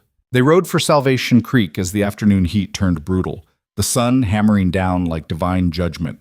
The landscape shimmered and distorted, turning familiar landmarks strange. Twice they saw dust clouds in the distance that might have been riders, and both times they changed course, taking longer routes to avoid contact. The fewer people who saw them approaching, the better. As they got closer to town, Hale went over their cover story one more time, making sure every detail aligned. Every answer to potential questions sounded natural. Lena would be Sarah Mallory, widow of a rancher killed in a suspicious accident 6 months ago. Hale would be Thomas Garrett, territorial investigator looking into a pattern of land acquisition irregularities. They had papers to support the identities. Cruz had provided them before leaving. Proof that the outlaws' network included forgers skilled enough to fool casual inspection. Remember, Hale said as Salvation Creek's buildings appeared on the horizon, we're building a legal case, not looking for revenge. We ask boring questions, take tedious notes, act like government bureaucrats doing government work. Nothing that would make Kane suspicious. And if someone recognizes me from when I lived here, then you're a widow who's returned to settle her late husband's affairs. Grief makes people look different, changes them. Most folks won't look too closely at a woman in mourning. They entered Salvation Creek from the south, riding slowly, giving anyone who cared to look plenty of time to see them. A few people glanced their way with the casual suspicion frontier towns reserved for all strangers, but no one challenged them. They were just two more drifters in a town that saw dozens every week. The boarding house where Clara lived was their first stop. Hale had promised her protection in exchange for information, and he intended to keep that promise even if it complicated the current operation. They tied their horses outside and climbed the warped steps. Clara opened the door before they could knock, her eyes wide with fear and recognition. You came back. Are you insane? After what you did to Ashford's estate, the whole town's on alert. Kane's got men everywhere looking for the people who robbed. We need to talk, Hale interrupted quietly. Inside, now. She ushered them into the same small back office, hands shaking as she closed the door. You promised me protection. You promised my daughter would be safe. And I'm keeping that promise. but I need more information first. The man who helped plan the gold robbery, the Union captain, have you heard anything about where he might have gone? Clara's face went pale. Morrison. You're talking about Captain Morrison. He was here in Salvation Creek 2 days ago. Stayed at Ashford's estate. Looked like he was dying from fear. Then yesterday morning, he disappeared. Rode out before dawn with just the clothes on his back. Which direction? East, toward the territorial border. But that's not the interesting part. Clara lowered her voice to barely a whisper. Before he left, I saw him meet with someone. A woman I didn't recognize, well-dressed, seemed out of place here. They talked for maybe 5 minutes in the alley behind the saloon. Then she gave him something, looked like papers or a map. After that, Morrison rode out, and the woman disappeared. Hale exchanged a glance with Lena. A woman, well-dressed, meeting secretly with Morrison. That suggested planning, organization, an escape route already prepared. This woman, can you describe her? 30s, maybe? Dark hair, expensive traveling clothes, spoke with an educated accent, not frontier rough. She arrived on the afternoon stage 2 days ago and left on the same stage yesterday after meeting Morrison. Did you hear anything they said? Just fragments. Something about the second location and wait for contact. Morrison seemed relieved after talking to her, like she'd given him hope. Second location. That meant Morrison had a destination, a safe house or meeting point where he expected help. And whoever sent the woman had resources, organization, the kind of infrastructure that suggested something bigger than a simple escape plan. Clara, I need you and your daughter ready to leave within 24 hours. Pack light, be ready to move fast. I'm sending someone to get you, take you somewhere safe. Can you do that? You're really getting us out. I promised I would, but I need one more thing from you first. Who in this town would know about Ashford's private business? His real business, not the public face he shows? Clara thought for a moment, then her expression shifted. There's a man named Victor Kane. He's Ashford's bookkeeper, handles the real financial records. Quiet, nervous type. Always looks like he's carrying a terrible secret. He drinks at the Red Canyon Saloon most evenings, sits alone in the back corner. If anyone knows where Ashford's vulnerabilities are, it's him. And if someone wanted to turn him, get him to talk? Kane's got a sister in Denver. She's sick, needs expensive medical treatment that Kane can't afford on his salary. He's been slowly stealing from Ashford to pay for it, small amounts he thinks won't be noticed. But Ashford notices everything. It's only a matter of time before he finds out and makes an example of Kane. Leverage. Perfect, beautiful leverage that could crack open Ashford's inner circle. Thank you, Clara. Get ready to move. Someone will come for you. Use the phrase, justice delayed. That's how you'll know they're from me. They left the boarding house and made their way to the Red Canyon Saloon, a weathered 2-story building that smelled of whiskey, tobacco, and decades of poor decisions. The afternoon crowd was sparse, a few day drinkers nursing their demons, a card game in the corner where money changed hands with practiced efficiency, and there, exactly as Clara had described, a thin man in a bookkeeper's vest sitting alone with a ledger and a glass of amber liquid. Victor Kane looked like a strong wind would knock him over. His hands trembled slightly as he made notations, and his eyes had the hunted quality of a man who knew his time was running out. Hale and Lena approached slowly, non-threatening, and sat down at his table without asking permission. Kane looked up, startled, his hand moving instinctively toward the ledger, as if to hide it. Mr. Kane, Hale said quietly, my name is Thomas Garrett, Territorial Investigator. This is Sarah Mallory. We're looking into some irregularities in land transactions around Salvation Creek, and your name has come up as someone who might have information that could help us.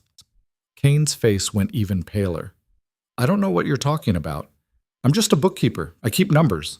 That's all. Numbers that show Marcus Ashford has been systematically stealing land through fraud, intimidation, and murder.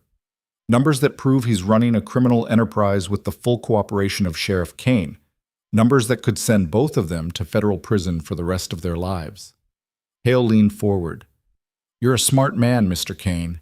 Smart enough to know that stealing from Ashford is a death sentence. How much longer do you think you have before he notices? A week? A day? Kane's hands were shaking harder now.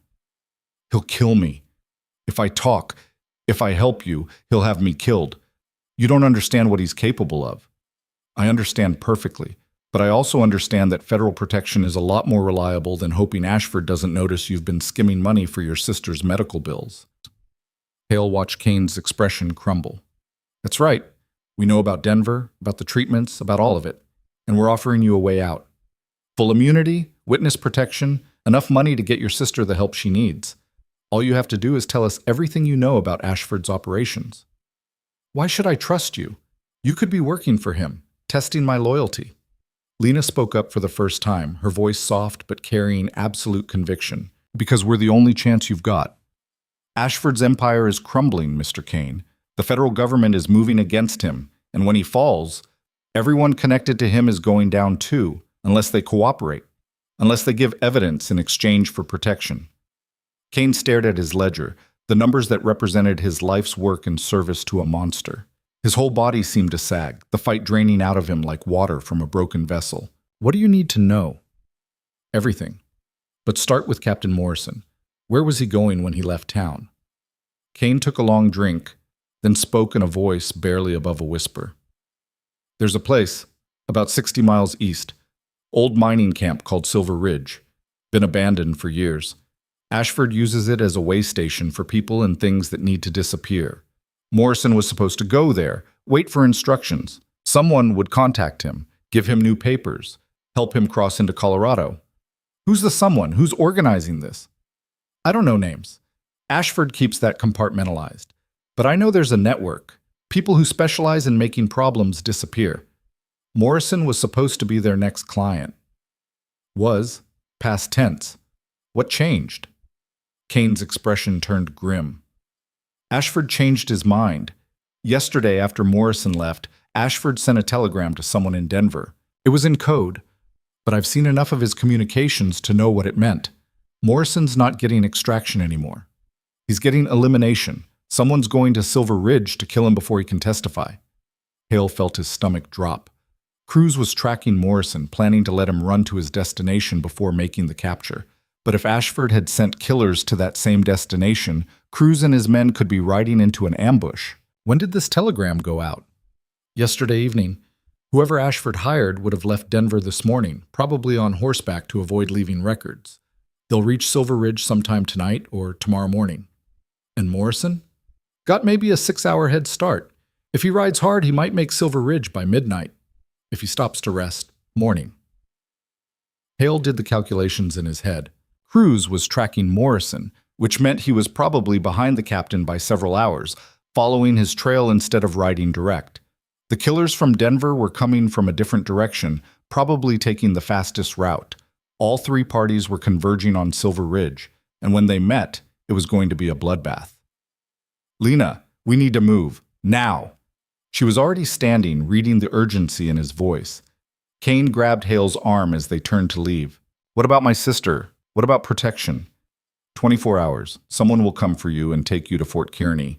Tell them everything you've told us, and you'll have your immunity. But right now, I have to stop people from getting killed. They left Kane sitting at his table and ran for their horses. The ride to Silver Ridge would take most of the night if they pushed hard, and even then, they might arrive too late. But Hale had made a promise to bring Morrison back alive, and he intended to keep it. The sun was already sinking toward the horizon as they galloped out of Salvation Creek, the shadows lengthening like grasping fingers.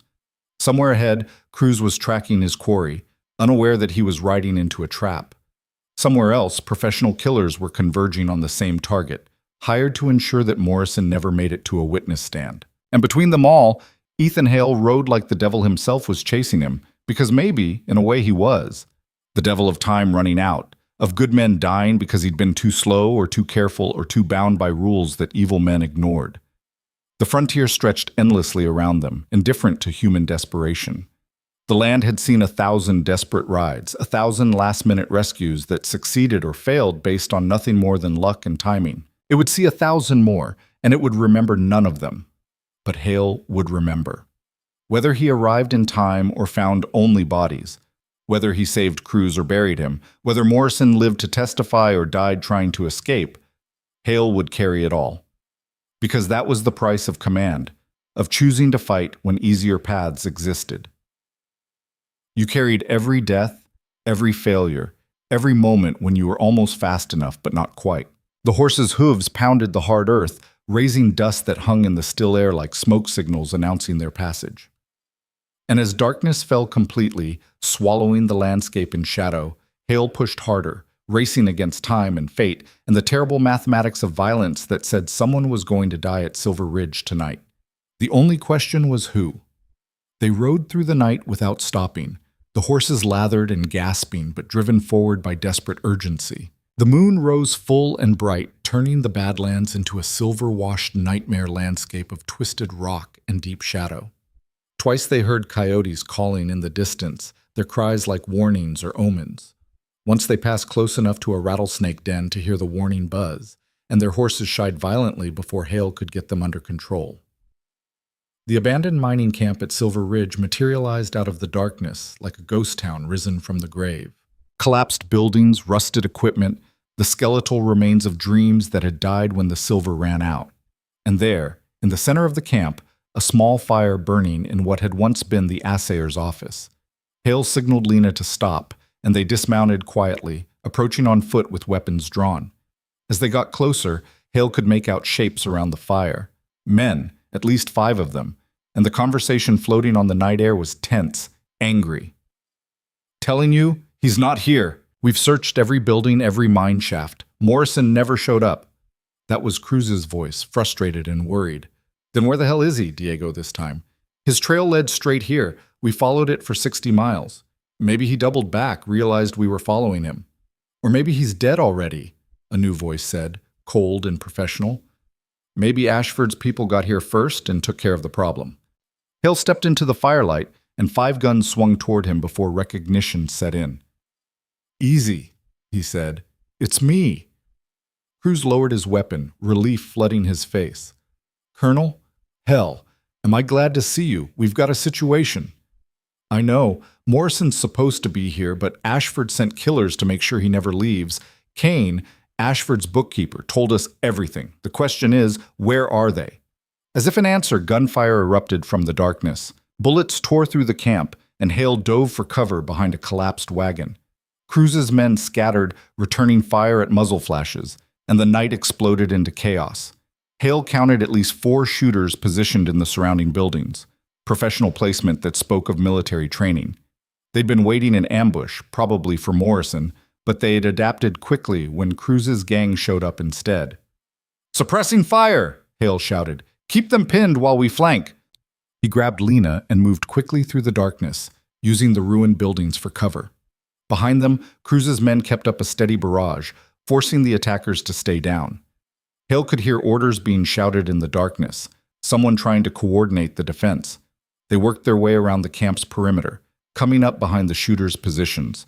Hale could see them now. 4 men with expensive rifles and the cold competence of professional killers. These were the people Ashford hired when he needed someone dead and buried with no witnesses. Hale raised his Colt and fired twice, dropping the nearest gunman. Lena's shotgun roared, catching another in a spray of buckshot.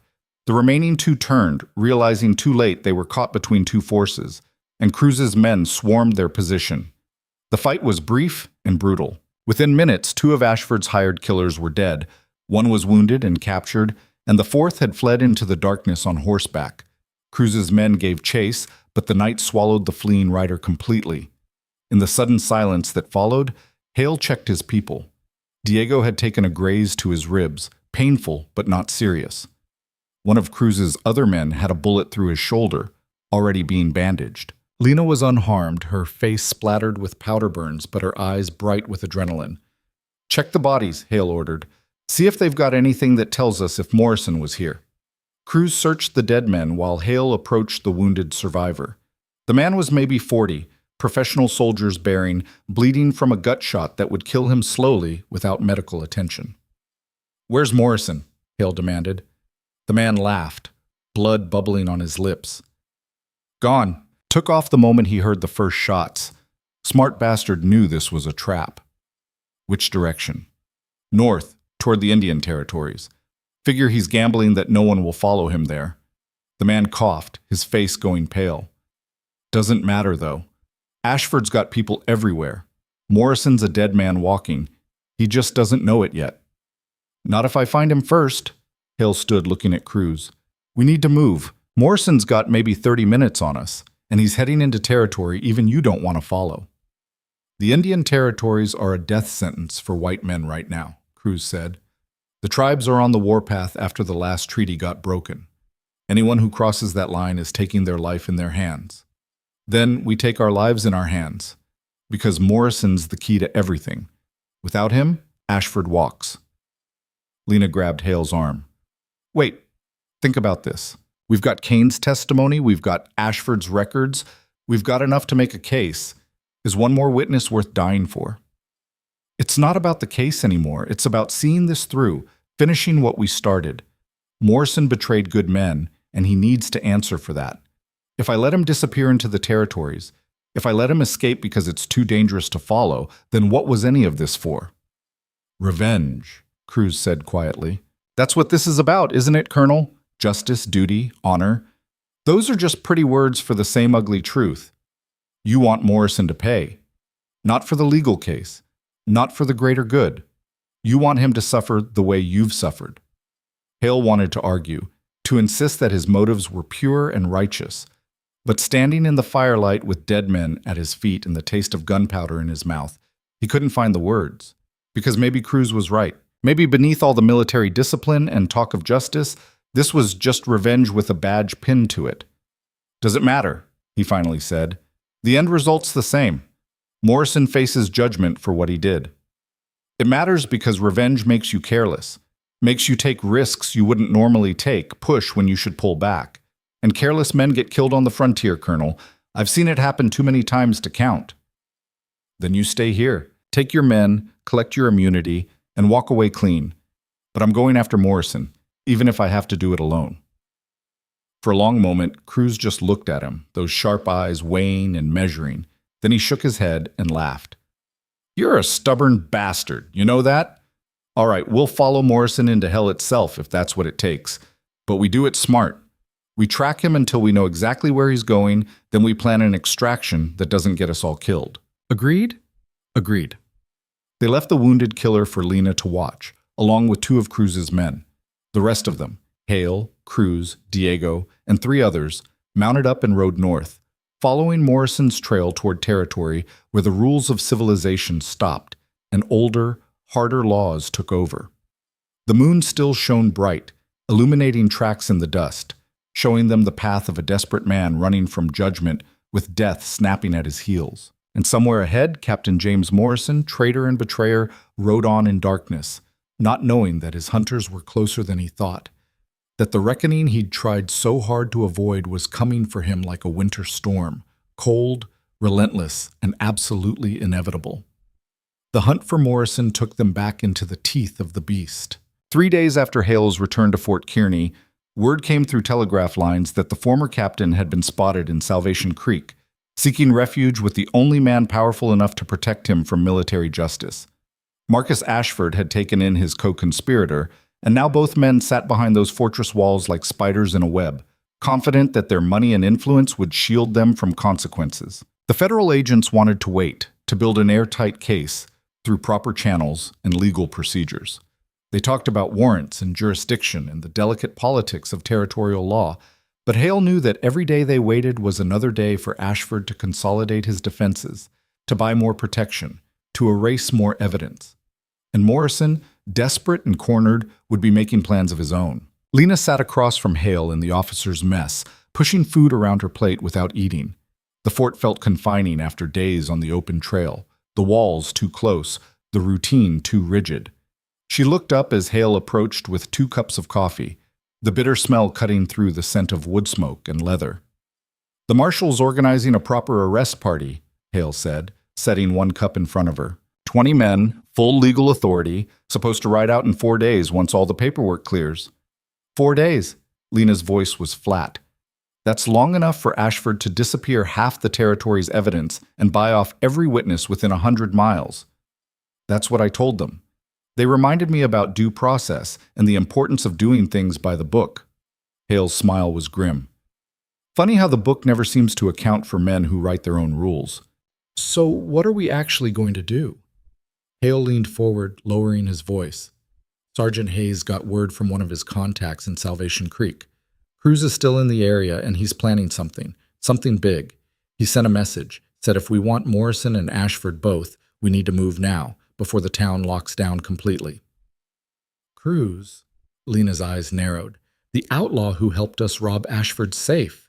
You trust him? I trust that he wants Ashford to pay, same as we do. The enemy of my enemy, and all that. Until your enemy's enemy decides you're more valuable as a corpse than an ally. But despite her words, Lena was already nodding, that familiar fire kindling in her eyes. When do we leave? Tonight, quietly. No official sanction, no backup, just us and whatever Cruz has planned. You know this could end your career, going off on an unauthorized operation, working with known criminals, attacking a civilian compound without proper authority. Hale took a long drink of coffee, feeling the heat burn down his throat. My career ended the day I decided Morrison's betrayal mattered more than my pension. Everything after this is just cleanup. They slipped out of Fort Kearney after midnight, when the guard rotation was at its thinnest and the sentries were fighting sleep. Hayes had arranged it, claiming he needed to send scouts to check on reported Indian activity. The lie was thin enough to see through, but Hayes delivered it with such conviction that no one questioned too deeply. Some things, the sergeant understood, were more important than regulations. The ride south was familiar now, the landscape passing in shades of silver and shadow under a half moon.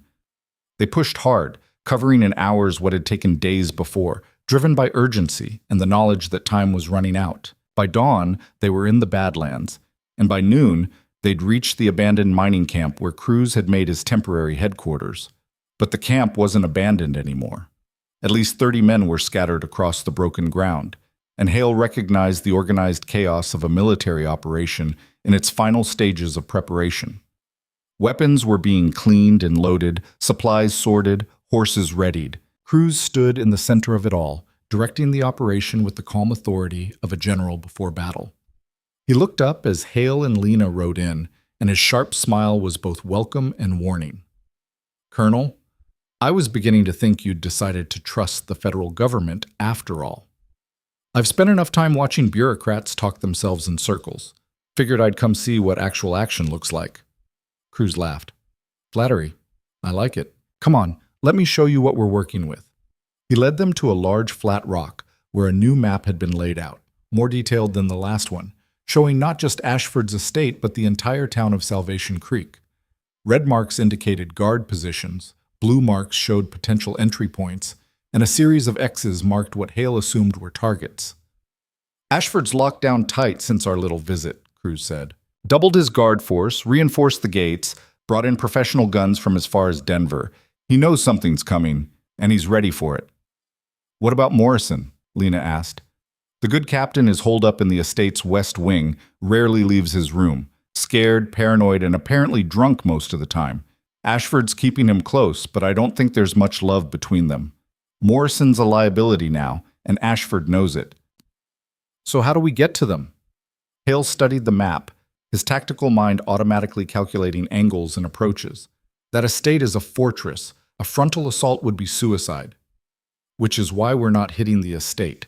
Cruz's finger moved to a building in the center of town. Sheriff Kane's office. That's where Ashford keeps the real records, the documents he can't risk having in his home, land deeds, payoff records, evidence of every crime he's committed for the last decade. If we take the sheriff's office, we take Ashford's insurance policy. And that brings him out of hiding, Hale said, understanding. He can't afford to lose those records. He'll have to respond. Exactly. We hit the sheriff's office, we take the records, and we draw Ashford and Morrison out into the open. Then, while they're focused on us, the federal agents can move in with their legal authority and arrest warrants. Cruz's smile widened. We do the dirty work, they get the glory. Everyone wins. Except Sheriff Kane and his deputies, Lena observed, who will absolutely try to kill us. Well, yes, that's the messy part. But Kane's got maybe 20 men, and I've got 30. Plus, we'll have surprise on our side. Cruz looked at Hale. You in, Colonel? Because if you're not, tell me now. This is the point where we cross from questionable to completely illegal. Hale thought about Lieutenant Graves, dying in the dust with blood on his lips, about the 3 other soldiers who'd never see home, about every man who'd trusted the system to protect them, only to be betrayed by one of their own. The law moved slowly, carefully, weighted down by procedure and caution. But justice, real justice, sometimes required a faster hand. I'm in. But we do this smart. Kane's men are hired guns, but they're still human. Give them a chance to surrender before we start shooting. You really are a romantic, Cruz said, but there was respect in his voice. All right, we'll try it your way first, but when they say no, and they will say no, we do what's necessary. Agreed? Agreed. They spent the rest of the day preparing. Cruz's gang was professional and efficient, checking weapons, reviewing the plan, making contingencies for when things inevitably went wrong. Hale found himself impressed despite his better judgment. These men might be outlaws, but they understood tactics and discipline better than some soldiers he'd served with. As evening fell, a rider came in hard, his horse lathered with sweat. He leaned down to speak urgently with Cruz, and Hale saw the outlaw's expression darken. "What is it?" Hale called. Cruz straightened, his jaw tight. "Morrison made a run for it. Left Ashford's estate an hour ago with a small escort, heading east. Looks like he finally realized Ashford was going to feed him to the wolves to save himself." "Where's he going?" "My scout thinks he's making for the territorial border. If he crosses into Colorado, federal jurisdiction gets complicated. He might actually slip away." Hale felt fury surge through him like lightning. After everything, the deaths, the betrayal, the hunt across hostile territory, Morrison was going to run again. Going to escape while better men lay in unmarked graves. How far ahead is he? Maybe 2 hours, but he's moving fast and he's got fresh horses. Even if we chase him down, we'd have to abandon the plan to hit the sheriff's office. It was a choice. Chase Morrison and let Ashford keep his records, his power, his empire, or take down the system and risk losing the traitor who'd started it all. Lena spoke up quietly. "We split up. Some of us go after Morrison, the rest hit the sheriff's office. We're strong enough to do both." "That spreads us thin," Cruz said. "Makes both operations riskier." "Everything about this is risky," Lena shot back. "But if we let Morrison escape, this whole thing is for nothing. Ashford without Morrison is still powerful. Morrison without Ashford is just a coward running scared. We need both." Hale looked between them, then nodded. "Lena's right. Cruz, you take the majority of your men and hit the sheriff's office as planned. Lena and I will go after Morrison with a small team. We take him alive if possible, but we take him either way." "You're talking about 5 or 6 people chasing a man with armed escort through hostile territory at night," Cruz said. "That's not a plan, Colonel. That's suicide with extra steps." "Then it matches everything else we've done so far. Are you going to help or keep listing reasons why it won't work?" Cruz studied him for a long moment, then laughed. "I like you, Hale. You're going to get yourself killed, but I like you. All right, take Diego and 4 others. They're good riders and better shots. But if Morrison kills you, I'm going to be very annoyed at having to explain it to the federal agents. If Morrison kills me, you won't have to explain anything. I'll be too dead to care." They saddled up quickly, taking the fastest horses and minimal supplies. Diego led the small group, hard men with harder eyes who'd followed Cruz through a dozen impossible situations. They didn't question the plan, didn't argue about the odds. They just checked their weapons and mounted up. Lena rode beside Hale as they left the camp, her shotgun across her saddle, her face set with grim determination. "You know this is crazy, right? Chasing a desperate man through the dark with a handful of outlaws for backup. I've done crazier things. Some of them even worked out." "Name one." "I'm still thinking about it." Despite everything, Lena smiled. It was brief, just a flash of humor in the darkness. But it reminded Hale that she was still human beneath all that armor of anger and loss. They all were. Just people trying to survive in a world that seemed designed to break them. Diego set a brutal pace, following the trail by moonlight and instinct. Morrison's group had left clear tracks. They were running scared, not trying to hide. Every few miles, Diego would dismount, examine the ground, then remount and adjust their direction slightly. The man was a natural tracker, reading the earth the way scholars read books. 2 hours became 3. 3 became 4. The landscape shifted from badlands to rolling hills, the terrain getting rougher, more broken. Hale's twisted ankle throbbed with every jarring impact, but he pushed the pain aside, focused on the chase. Somewhere ahead, Morrison was running, and running men always made mistakes. "There," Diego said suddenly, pointing to a low ridge ahead. "Campfire. Maybe a mile distant." Hale pulled out his field glasses and scanned the ridge. Sure enough, a small fire flickered in the darkness, and he could make out shapes moving around it. 5, maybe 6 people.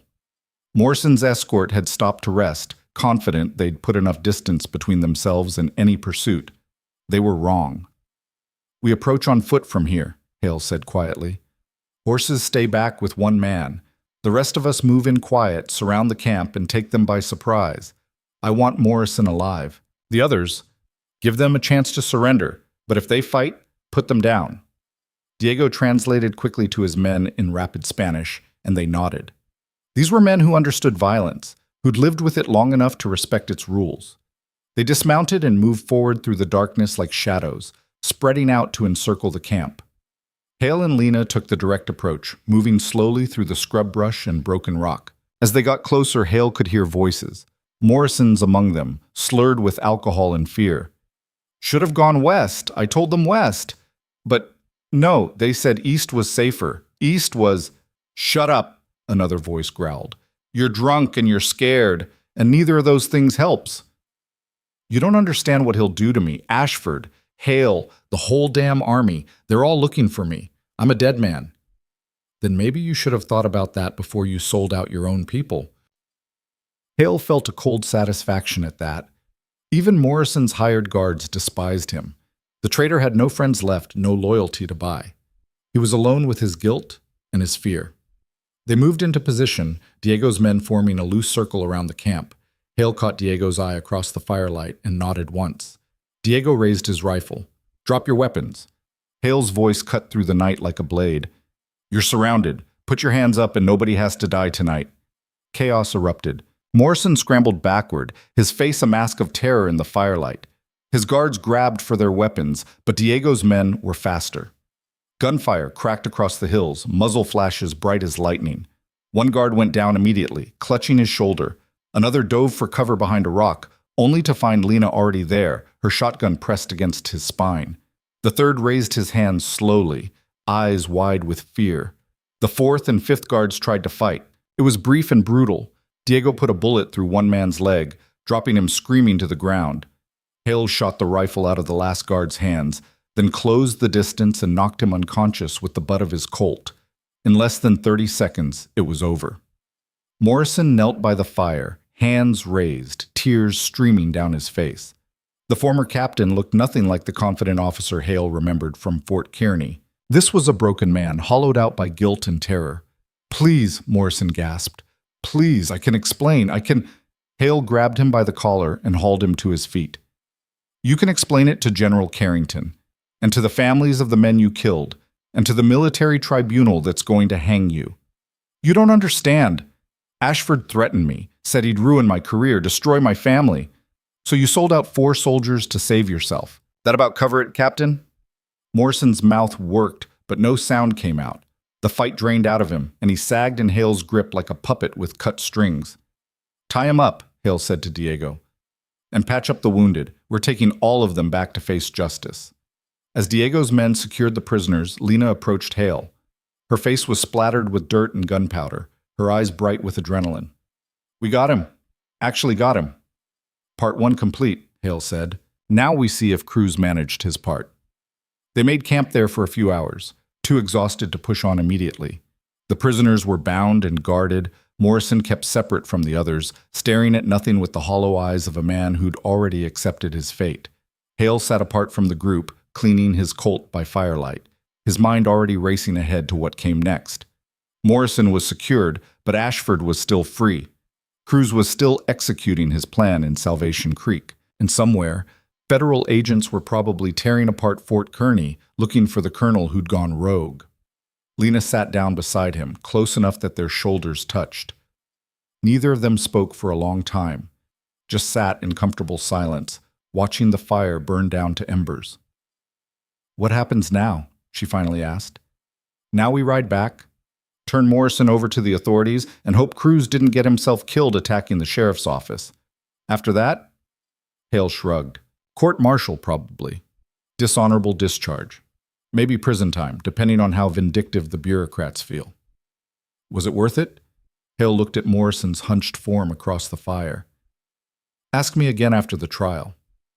But right now? Yeah, I think so. That man sold the lives of soldiers under his command. He doesn't get to just walk away because the proper paperwork takes too long. You're a good man, Ethan Hale. Stupid, reckless, completely insane, but good. He smiled at that. You say the sweetest things. They rode out at dawn, a grim procession moving back toward Salvation Creek. The wounded guards were tied to their horses. Morrison rode with hands bound and head down, and Diego's men formed a protective cordon around the whole group. No one was escaping this time. As they crested the final ridge overlooking Salvation Creek, Hale pulled out his field glasses and felt his stomach drop. The town was burning. Not the whole town, just the sheriff's office and the buildings immediately around it. Smoke rose in thick black columns, and even from this distance, Hale could hear gunfire, shouting, the chaos of violence unleashed. Cruz's attack had clearly gone ahead, but something had gone wrong. Very wrong. That's more fire than planned, Diego said, his voice tight. Cruz wanted a quick raid in and out. That looks like a war. Hale spurred his horse forward. Lena, Diego, get Morrison and the prisoners to that rocky outcrop 2 miles north. Wait for me there. If I'm not back in 3 hours, take them to Fort Kearny and tell the federal agents everything. The hell I'm waiting, Lena said, riding up beside him. You're not going in there alone. I'm not asking permission. Those are your orders. Good thing I don't take orders from you. Her smile was sharp as broken glass. You ride into that mess, I'm riding with you. So stop wasting time arguing and let's go. Diego laughed. She's got you there, Colonel. And for what it's worth, my men don't take orders from you either. We go together or not at all. Hale wanted to argue, wanted to protect them from what was clearly a deteriorating situation. But he looked at their faces. Lena's stubborn determination, Diego's calm professionalism, the hard readiness of the other outlaws, and realized they'd made their choice already. Fine, but we're not charging in blind. We scout the perimeter, figure out what's happening, and then we decide our next move.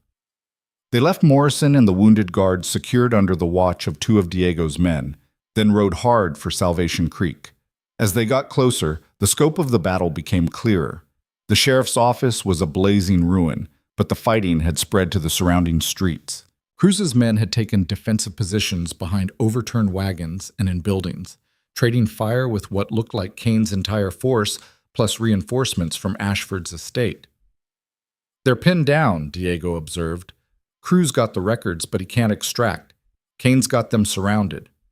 Hale scanned the battlefield, his military training automatically identifying weak points and opportunities. Cruz's men held the central position, which gave them good lines of fire, but no escape route. Kane's forces controlled the perimeter, superior numbers slowly tightening the noose. And there, at the far end of Main Street, Hale spotted a familiar figure directing the attackers with calm authority. Sheriff Kane himself, a massive man with a scarred face and a repeating rifle, calling orders and coordinating the assault. We need to break the siege, Hale said. Hit Kane's men from behind, create confusion, give Cruz an opening to escape. That's a lot of armed men between us and them, Lena pointed out. Then we'd better shoot straight. They dismounted and moved into the town on foot, using the chaos as cover. Buildings burned, smoke filled the air, and the sound of gunfire was constant, almost hypnotic. Hale led them through back alleys and between structures, getting as close as possible before the shooting started. They reached a good position behind Kane's left flank, a partially collapsed stable that offered cover and clear sightlines. From here, Hale could see at least 15 of Kane's men, focused entirely on Cruz's position, unaware of the threat behind them. On my signal, Hale whispered. Aim for legs and arms if possible. I want them down, not dead. Diego gave him a skeptical look but nodded. His men took position, rifles ready. Hale took a breath, sighted on the nearest gunman, and fired. The shot took the man in the shoulder, spinning him around. Before he could scream, Diego's men opened up, a controlled volley that dropped 3 more attackers. Confusion rippled through Kane's forces as they realized they were taking fire from a new direction. We're flanked, someone shouted. They're behind us, Kane's voice roared over the chaos. Half of you turn around, deal with them. Gunfire erupted in their direction, bullets chewing through the stable's rotten wood. Halo ducked, feeling splinters explode above his head, then rose and fired again. Beside him, Lena worked her shotgun with methodical precision, each blast finding its target. The distraction was enough. In the center of town, Cruz seized the opportunity. Hale saw the outlaw rally his men, saw them burst from their defensive positions in a coordinated charge. They moved like a spear point, driving through the gap Hale's attack had created, heading for the edge of town and freedom. But Kane wasn't finished. The sheriff turned his full attention to Hale's position, and suddenly the fire intensified. The stable began to collapse under the onslaught, beams cracking, walls crumbling. "Fall back!" Hale ordered. "Get to the horses!" They retreated through the smoke and chaos, bullets whining past their heads. Diego took a hit to his arm but kept running. One of his men went down screaming, leg shattered. Hale grabbed him, hauled him up, and dragged him forward. They burst out of the alley into the open, where their horses waited. Hale threw the wounded man across a saddle, then mounted his own horse. Lena was already riding hard, Diego right behind her. Kane's men poured into the street behind them, firing wildly. Hale turned in his saddle and shot back, buying seconds, then spurred his horse into a full gallop. They raced out of Salvation Creek with death snapping at their heels, the town burning behind them, smoke rising into the morning sky like a funeral pyre. They didn't stop until they'd put 3 miles between themselves and the chaos, pulling up in a canyon where the rocks would hide them from pursuit. Cruz was already there, his men scattered and catching their breath. The outlaw's face was black with soot, and blood ran from a gash above his eye, but he was grinning like a madman. "Colonel, hell of a rescue. Thought we were dead for sure." "Did you get the records?" Hale demanded. Cruz held up a leather satchel bulging with papers. "Every deed, every bribe, every crime Ashford's committed for the last 10 years. This is his entire empire, right here in my hands." "Then it was worth it." Hale looked back toward the smoke rising from Salvation Creek. "But we made an enemy today. Kane won't forget this." "Kane's a dead man walking. He just doesn't know it yet." Cruz's grin widened. "Because I also got this." He reached into his coat and pulled out an official-looking document sealed with wax and stamps. Hale took it, scanned the contents, and felt his eyes widen. It was a federal warrant for Marcus Ashford's arrest, signed by a territorial judge and waiting to be executed. Ashford had kept it hidden, probably as insurance against whoever had issued it, but now it was in their hands, legal authority that couldn't be disputed or dismissed. "Where did you find this?" "Sheriff's office had a safe. Took me a while to crack it, which is why we were still there when Kane showed up. But this makes it all worthwhile." Cruz looked at Hale. "You've got Morrison. I've got the records and a federal warrant. Between us, we have everything we need to tear Ashford's world apart." Hale looked at the warrant, then at Cruz, then back at the burning town in the distance. Everything they'd fought for, everything they'd risked, it was all coming together. Morrison would hang, Ashford would fall. Justice, real and final, was within reach. "Then let's finish this," Hale said. "Ride to Fort Kearney, turn over everything to the federal agents. Let the law do what it's supposed to do." "Just like that? After everything, you're going to trust the system?" "I'm going to give it one last chance to work. And if it doesn't?" Hale's smile was cold. "Then we'll do things your way." They rode north together, an unlikely army of soldiers and outlaws, bound by blood and purpose and the stubborn belief that even in the darkest corners of the frontier, justice could still find its way home. Fort Kearney's gates swung open at their approach like the jaws of history, preparing to swallow them whole. The procession that rode through those timber walls was unlike anything the fort had seen. Union colonel riding alongside wanted outlaws, a bound former captain in disgrace, and a woman with a shotgun who looked like she'd walked through fire and come out forged in steel. Soldiers stopped their duties to stare, and Hale could feel the weight of 100 judgments settling on his shoulders. General Carrington stood waiting in the compound, flanked by the territorial marshal and the 2 federal agents. The general's face was carved granite, revealing nothing, but his eyes tracked every detail of the bizarre cavalry that filed through his gates. When his gaze landed on Morrison, bound and broken, something flickered across his features. Satisfaction, maybe, or vindication. "Colonel Hale," Carrington said, his voice carrying across the sudden silence. You have a lot of explaining to do. Hale dismounted, every muscle screaming protest after days of brutal riding and violence. He walked forward until he stood face to face with his commanding officer, and when he spoke, his voice was steady, clear, carrying to every soldier within earshot. General, I'm here to report the successful apprehension of Captain James Morrison, wanted for treason, conspiracy, and the murder of 4 Union soldiers. I'm also here to turn over evidence of a criminal conspiracy involving illegal land seizure, bribery of federal officials, and robbery of government property. Everything you need is in that satchel. He gestured to where Cruz sat his horse, the leather bag of documents held like a trophy. The lead federal agent stepped forward, a lean man named Hutchinson with eyes like a hunting hawk. Colonel, you were explicitly ordered to wait for proper legal procedures. Instead, you took it upon yourself to conduct unauthorized operations, collaborate with known criminals, and engage in what amounts to a private war. Do you understand the severity of what you've done? I understand that 4 men are dead because Captain Morrison sold them out for money. I understand that every day we spent processing paperwork was another day for the traitors to cover their tracks. And I understand that if I'd waited for permission, Morrison would be across the territorial border and Marcus Ashford would still be untouchable. Hale's voice hardened. So yes, Agent Hutchinson, I understand exactly what I've done. I've delivered you justice on a silver platter. What you do with it is up to you. Hutchinson's jaw tightened, but before he could respond, Cruz spoke up from his horse, his voice carrying that same sardonic edge that made everything sound like a private joke. If I may interrupt this fascinating debate about proper procedure, I'd like to point out that I'm currently surrounded by armed soldiers and holding evidence that could bring down one of the most powerful men in the territory. So perhaps we could move past the posturing and get to the part where you actually arrest the bad guys. The marshal, a grizzled veteran named Kellerman, barked a laugh. The outlaws got a point. Hale, you've made a mess, but it's a mess that might actually accomplish something. Let's see what you've brought us. They convened in Carrington's office. Hale, the general, the 2 agents, the marshal, Cruz, and Lena.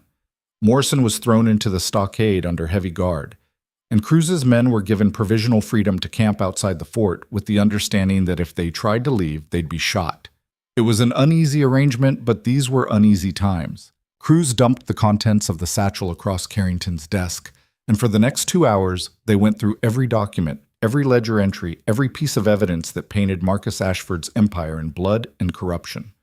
Land deeds obtained through intimidation and murder. Payroll records showing bribes to judges, sheriffs, and territorial officials. Detailed accounts of the gold robbery, including Morrison's payment and the distribution of stolen property. Agent Hutchinson's expression grew darker with each revelation. His partner, a younger man named Davies, took notes frantically, his hand cramping from the volume of criminal activity they were documenting. This is enough, Hutchinson said finally, his voice tight with barely controlled anger. This is more than enough. We can prosecute Ashford on a dozen federal charges, and that's before we even get to the territorial crimes. The man's finished. There's also this, Cruz said, producing the federal warrant with a flourish. Your own territorial judge already wanted him arrested. Someone just buried the paperwork. Kellerman took the warrant, examined the seal, and swore softly. Judge Morrison, no relation to the captain, issued this 8 months ago. Ashford must have gotten to someone in the clerk's office, had it suppressed before it could be executed. He looked up at Carrington. General, with your permission, I'd like to organize an arrest party immediately. Every hour we wait is another hour for Ashford to fortify or flee. Granted, Carrington said, but this is a federal matter now. My men provide support, but you lead the operation. Then I'll need 50 soldiers, supply wagons, and someone who knows Salvation Creek's layout. Kellerman looked at Hale. Despite your unauthorized methods, Colonel, you've done more to advance this case than months of proper investigation. I want you on this operation. Hale glanced at Carrington, who nodded slowly. Consider yourself temporarily reassigned to federal custody, Colonel. You'll accompany Marshal Kellerman's force as a military advisor. And when this is over, you and I are going to have a very long conversation about the chain of command. Yes, sir. I'm coming too, Lena said, her voice brooking no argument. I've got scores to settle with Ashford's operation, and I know that town better than anyone here. Hutchinson started to object, but Kellerman waved him off. She's a material witness and has actionable intelligence on the target. She rides with us. He turned to Cruz. What about you, outlaw? You've helped get us this far. How do you want this to end? Cruz leaned back in his chair, that sharp smile playing at his lips. I want what I've always wanted. Ashford to pay for thinking he could cheat me. I don't care if that payment comes from a hangman's noose or federal prison. As long as he loses everything, I'm satisfied.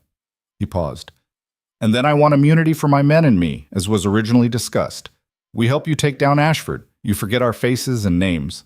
Clean slate. That's not how this works, Agent Davies protested. You're wanted for multiple... That's exactly how this works, Kellerman interrupted.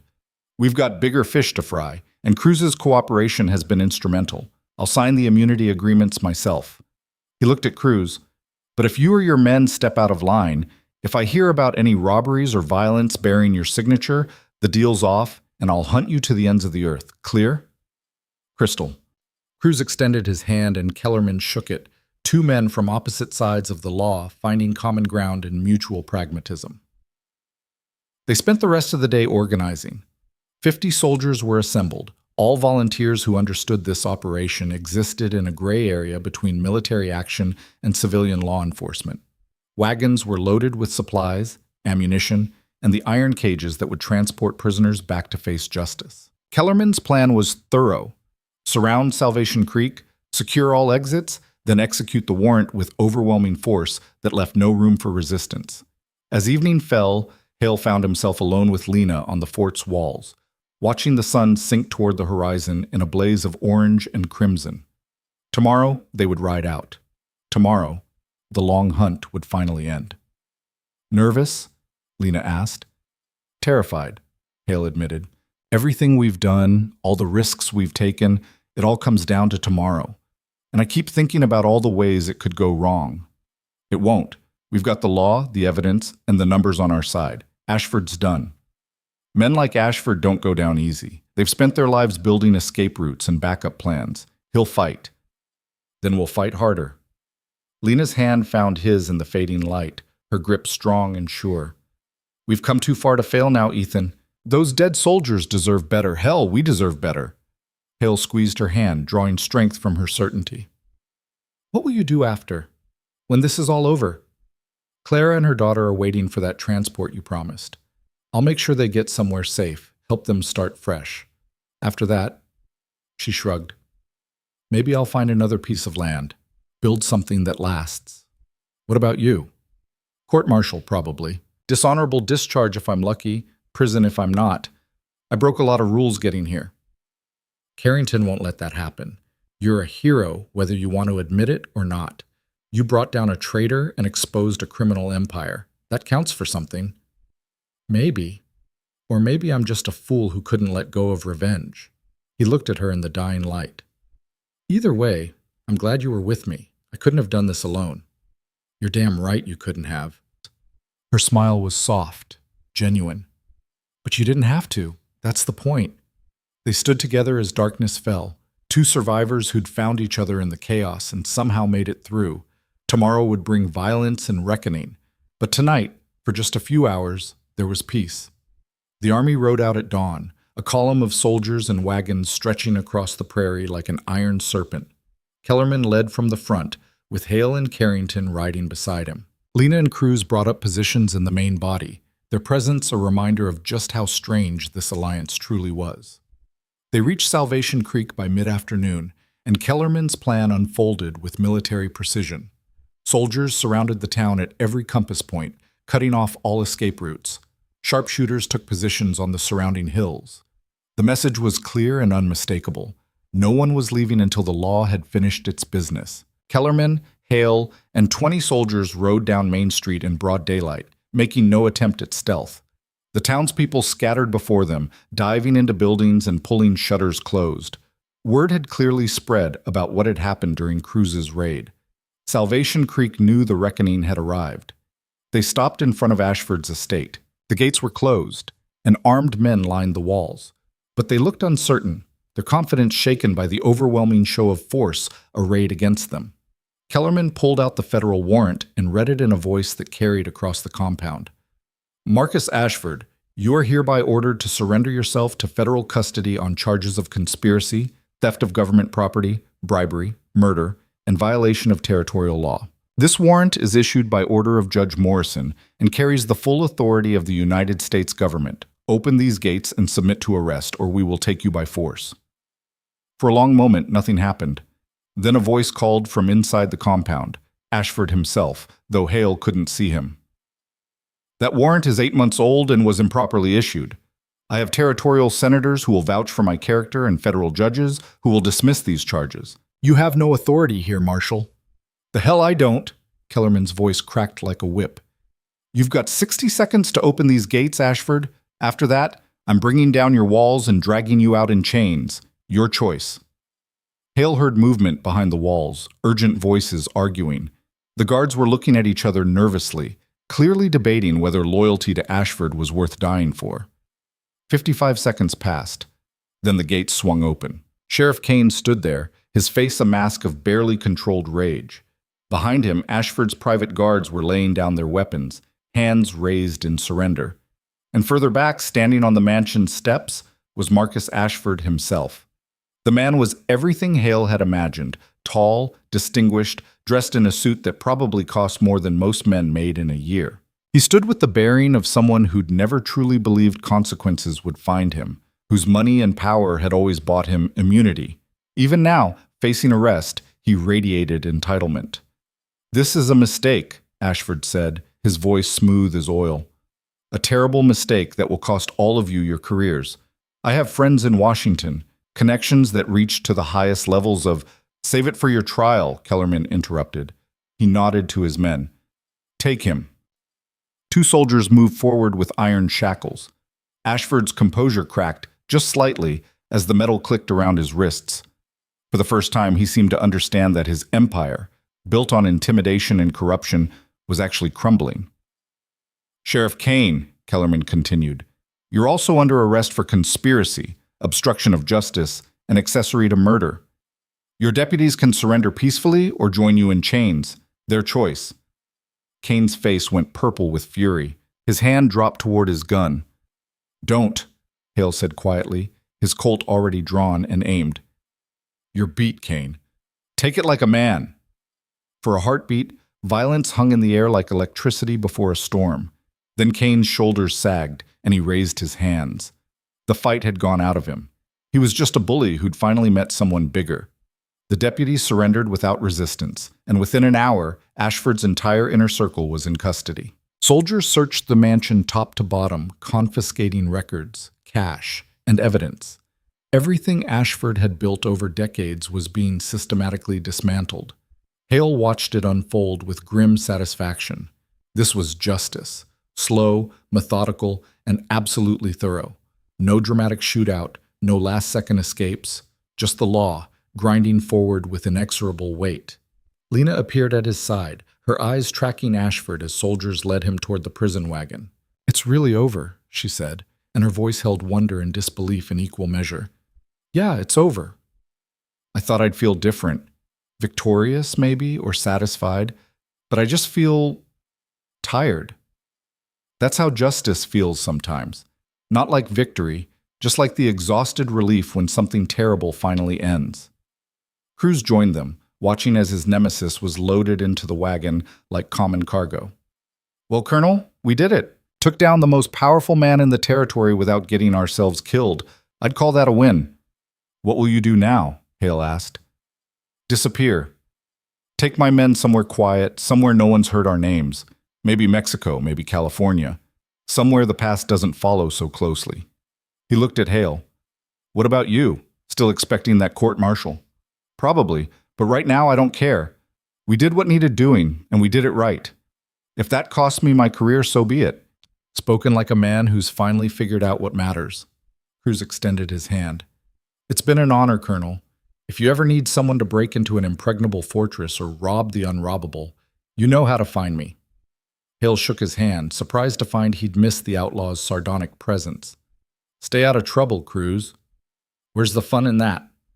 Cruz gathered his men and rode out before the sun set, vanishing into the frontier like smoke. The immunity papers were signed, the debts were settled, and Rafael Cruz became just another story, whispered in saloons and around campfires. The arrest party stayed in Salvation Creek for 3 days, processing evidence and taking statements. The townspeople, freed from Ashford's shadow, began to speak. Stories poured out, land stolen, families destroyed, people killed or driven away. The full scope of Ashford's crimes emerged like a buried corpse coming to light, and with each revelation, the case against him grew stronger. On the second day, Hale was summoned to where Morrison sat in a cell, isolated from the other prisoners. The former captain looked like he'd aged 20 years in a week. His uniform had been stripped away, leaving him in plain clothes that emphasized how ordinary he was, how small. "Colonel," Morrison said as Hale entered. His voice was hoarse, broken. "I need to tell you something, before the trial, before it's too late." "I'm listening." "I want you to know I didn't mean for those men to die.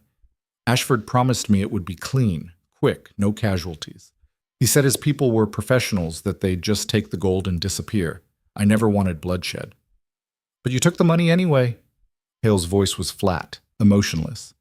"You gave them everything they needed to murder soldiers under your command. What you wanted doesn't change what you did." I know, and it's been eating me alive.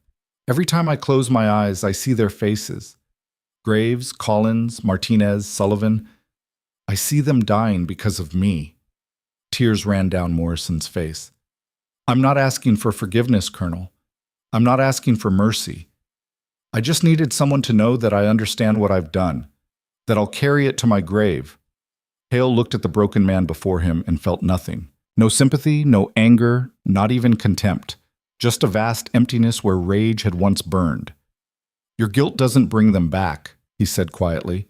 "It doesn't comfort their families or undo the betrayal. All it does is remind you that you're human enough to feel shame. And honestly, Morrison, that's not nearly enough." He turned and walked out, leaving Morrison to his tears and his guilt. Justice would take its course.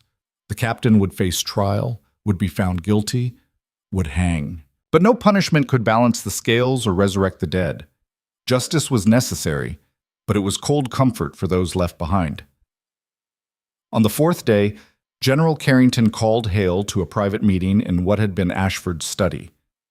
The room had been stripped of its luxury, converted into a temporary military office. "Sit down, Colonel." Hale sat, bracing himself for the conversation he knew was coming. Carrington was quiet for a long moment, studying papers on the desk. "I've received reports from Marshal Kellerman and the federal agents. They're unanimous in their assessment that your actions, while technically unauthorized, were instrumental in breaking this case wide open. Without your persistence, Morrison would have escaped, Ashford would still be operating freely, and justice would have been delayed indefinitely." "Yes, sir."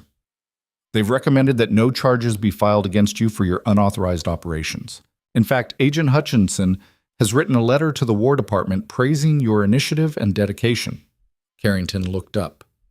"He's recommending you for a commendation." Hale felt stunned. "Sir, I broke chain of command, operated outside my authority, worked with known criminals. You did what was necessary when proper procedures failed. You showed initiative, courage, and an unwavering commitment to justice. Those are qualities the Army values, Colonel. Sometimes they clash with regulations, and when they do, we have to decide what matters more, following rules or doing what's right." Carrington's expression softened slightly. "You made that choice, and you were right. I'm not going to punish you for that." "What about the court-martial?" "There won't be one. As far as official records are concerned, you were operating under my direct orders the entire time. A secret investigation into suspected military corruption, authorized at the highest levels. Everything you did was sanctioned." Hale understood what Carrington was offering, a lie that would protect both of them, that would turn an unauthorized rampage into legitimate military operation. Part of him wanted to refuse, to face the consequences honestly. But a larger part understood that sometimes the truth was less important than the outcome. "Thank you, sir." "Don't thank me yet. You're being reassigned. The frontier's getting too hot, too complicated. The War Department wants you back east, training new officers, passing on everything you've learned out here. It's a promotion, technically, but it means leaving this place behind." Hale thought about the endless prairie, the brutal beauty of the Badlands, the violence and possibility that defined the frontier. Part of him would miss it, but a larger part felt relief, like a burden being lifted. When do I leave? 2 weeks. After Morrison's trial. The Army wants you there to testify, to put a face to the betrayal. Carrington stood, extending his hand. You did good work, Ethan. Better than good. You reminded me that honor and justice aren't just words in a manual. They're things worth fighting for, even when the fight gets ugly. Hale shook his commanding officer's hand, feeling years of service and sacrifice compressed into that simple gesture. It was an honor serving under you, General. The honor was mine, Colonel. Morrison's trial was held in Fort Kearny's largest building, converted into a makeshift courtroom. A military tribunal of 3 senior officers presided, with federal observers present to ensure proper procedure. The trial lasted 2 days, and the verdict was never in doubt. Hale testified on the first day, describing the ambush in clinical detail, the explosion, the coordinated attack, Graves' dying words. He held up the journal pages showing Morrison's payment, read the entries aloud so everyone could hear exactly how much 4 soldiers' lives had been worth. Morrison's defense attorney, a young lieutenant doing his duty, tried to argue coercion and diminished capacity, but the evidence was overwhelming, the betrayal too complete. Morrison himself seemed to have given up, sitting silent and hollow-eyed while his life was dissected and judged. The tribunal returned their verdict in less than an hour. Guilty on all charges.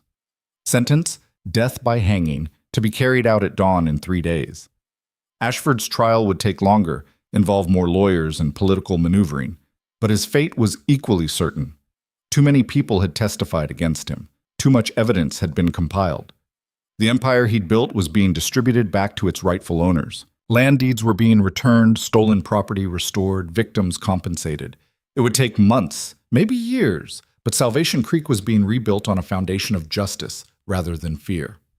On Morrison's last night, Hale visited him one final time. Not for Morrison's sake, but for his own. He needed to look the man in the eye and understand how someone could fall so far. Morrison sat in his cell, calm now, almost peaceful. Acceptance had settled over him like a shroud. I don't blame you, you know, Morrison said quietly, for hunting me down, for making sure I faced this. You did what you were supposed to do, what I should have done instead of taking Ashford's money. Why did you do it? Hale asked. You were a good officer once. What changed? Morrison laughed bitterly. Debt. Gambling debts I couldn't pay. Creditors threatening to ruin me, destroy my family. Ashford found out, made me an offer. $8,000 to provide some information, to look the other way at the right moment. It seemed so simple, so harmless. I told myself no one would get hurt, that it was just gold, just money. He looked up at Hale. I was wrong. And 4 men died because of my weakness. Yes, they did. Tell their families I'm sorry. Tell them I died knowing what I'd done, that I faced my punishment without excuses. It won't bring them back, but maybe it'll help somehow. I'll tell them. Hale left the cell and didn't look back. Morrison would hang at dawn, justice would be served, and the debt would be paid. It wasn't enough. It could never be enough. But it was what they had. The execution took place in Fort Kearny's courtyard, witnessed by every soldier in the garrison. Morrison walked to the gallows with dignity, refusing the blindfold, facing his death with the same calm acceptance he'd shown in his cell. His last words were an apology to the families of the men he'd betrayed. The trap dropped. It was over in seconds. Hale watched without emotion, feeling neither satisfaction nor grief. Just a profound exhaustion, the weight of months of pursuit finally lifting. Graves, Collins, Martinez, Sullivan. They had justice now. It was cold and final and far too late, but it was justice nonetheless. Lena found him afterward, standing alone by the fort's walls. She didn't say anything, just stood beside him in comfortable silence. They'd become practiced at this, being present without needing words. Clara and her daughter are leaving tomorrow, she said finally. Transport to Denver, then on to San Francisco. New names, new start, far from here. You going with them? For a while. Help them get settled, make sure they're safe. After that, she shrugged. Maybe I'll find that piece of land I talked about. Build something real. You'll do fine. You're stronger than anything the frontier can throw at you. So are you. She looked at him. What about us? Hale turned the question over in his mind. Us. Such a small word for such a complicated reality. They'd been through hell together, had saved each other's lives more than once, but they were also two damaged people carrying too much weight, and the frontier had a way of crushing relationships as easily as it crushed everything else. "I'm heading east in a week," he said quietly.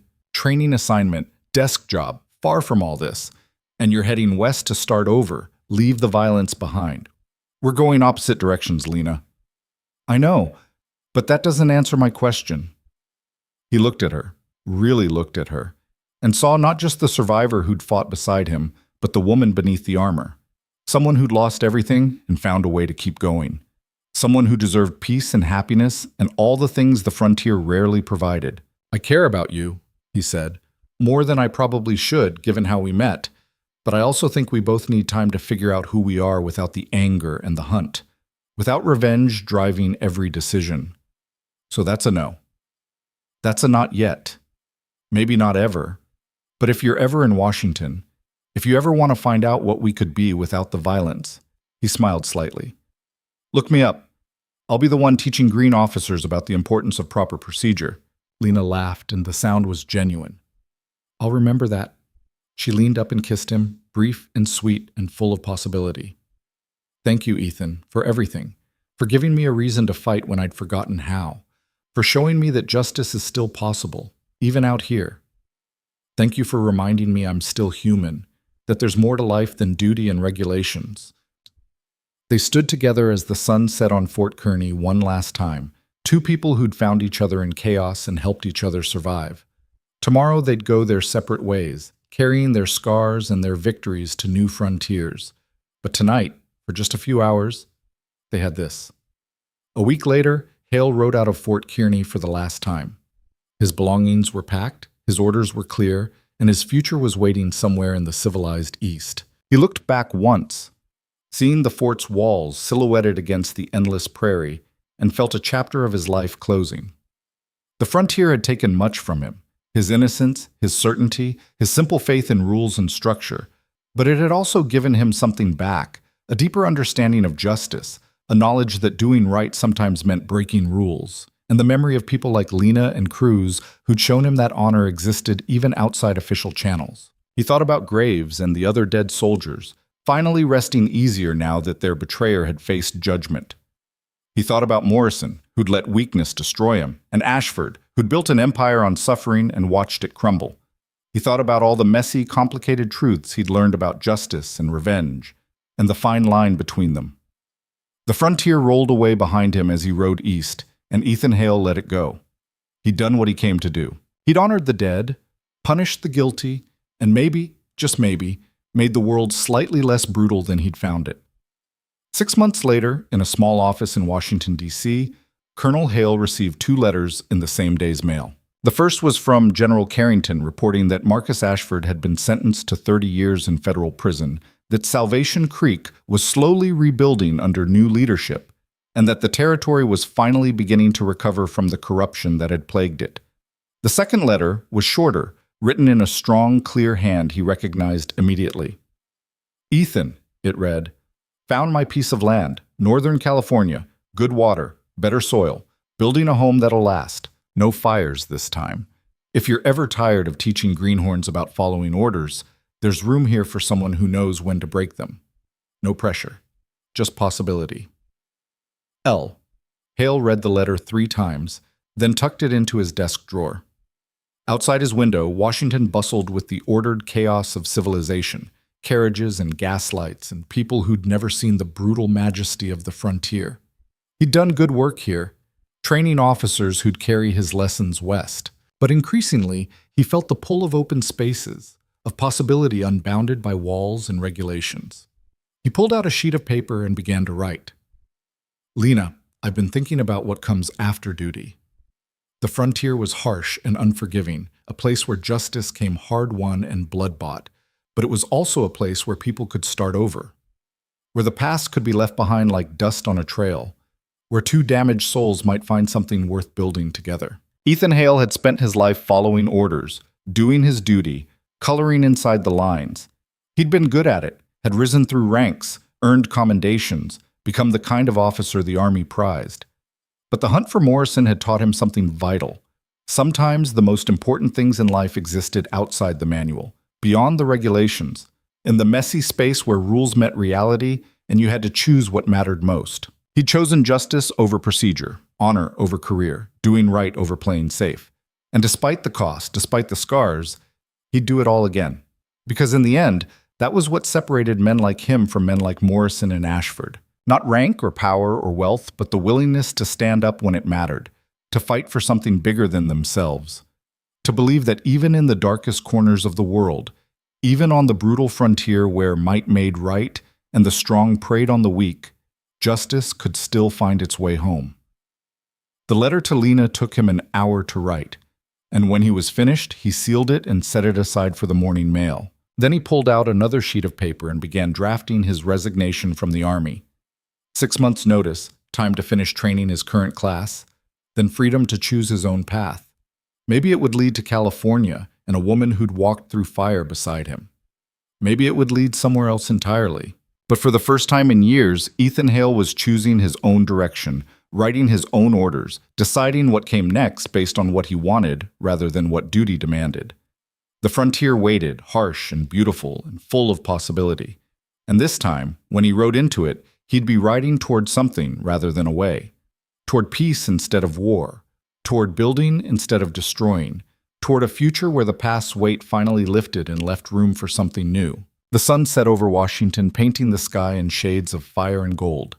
And in his office, a soldier who'd spent his life following orders finally learned to give himself permission to stop, to rest, to choose the harder but infinitely more rewarding path of living rather than merely surviving.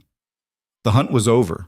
Justice was served. And Ethan Hale, for the first time since Sarah and Emma had died all those years ago, allowed himself to hope that maybe, just maybe, there was still room in his life for something other than duty and loss. The frontier had forged him in fire and blood and hard choices. Now it was time to see what he could build from the steel that remained.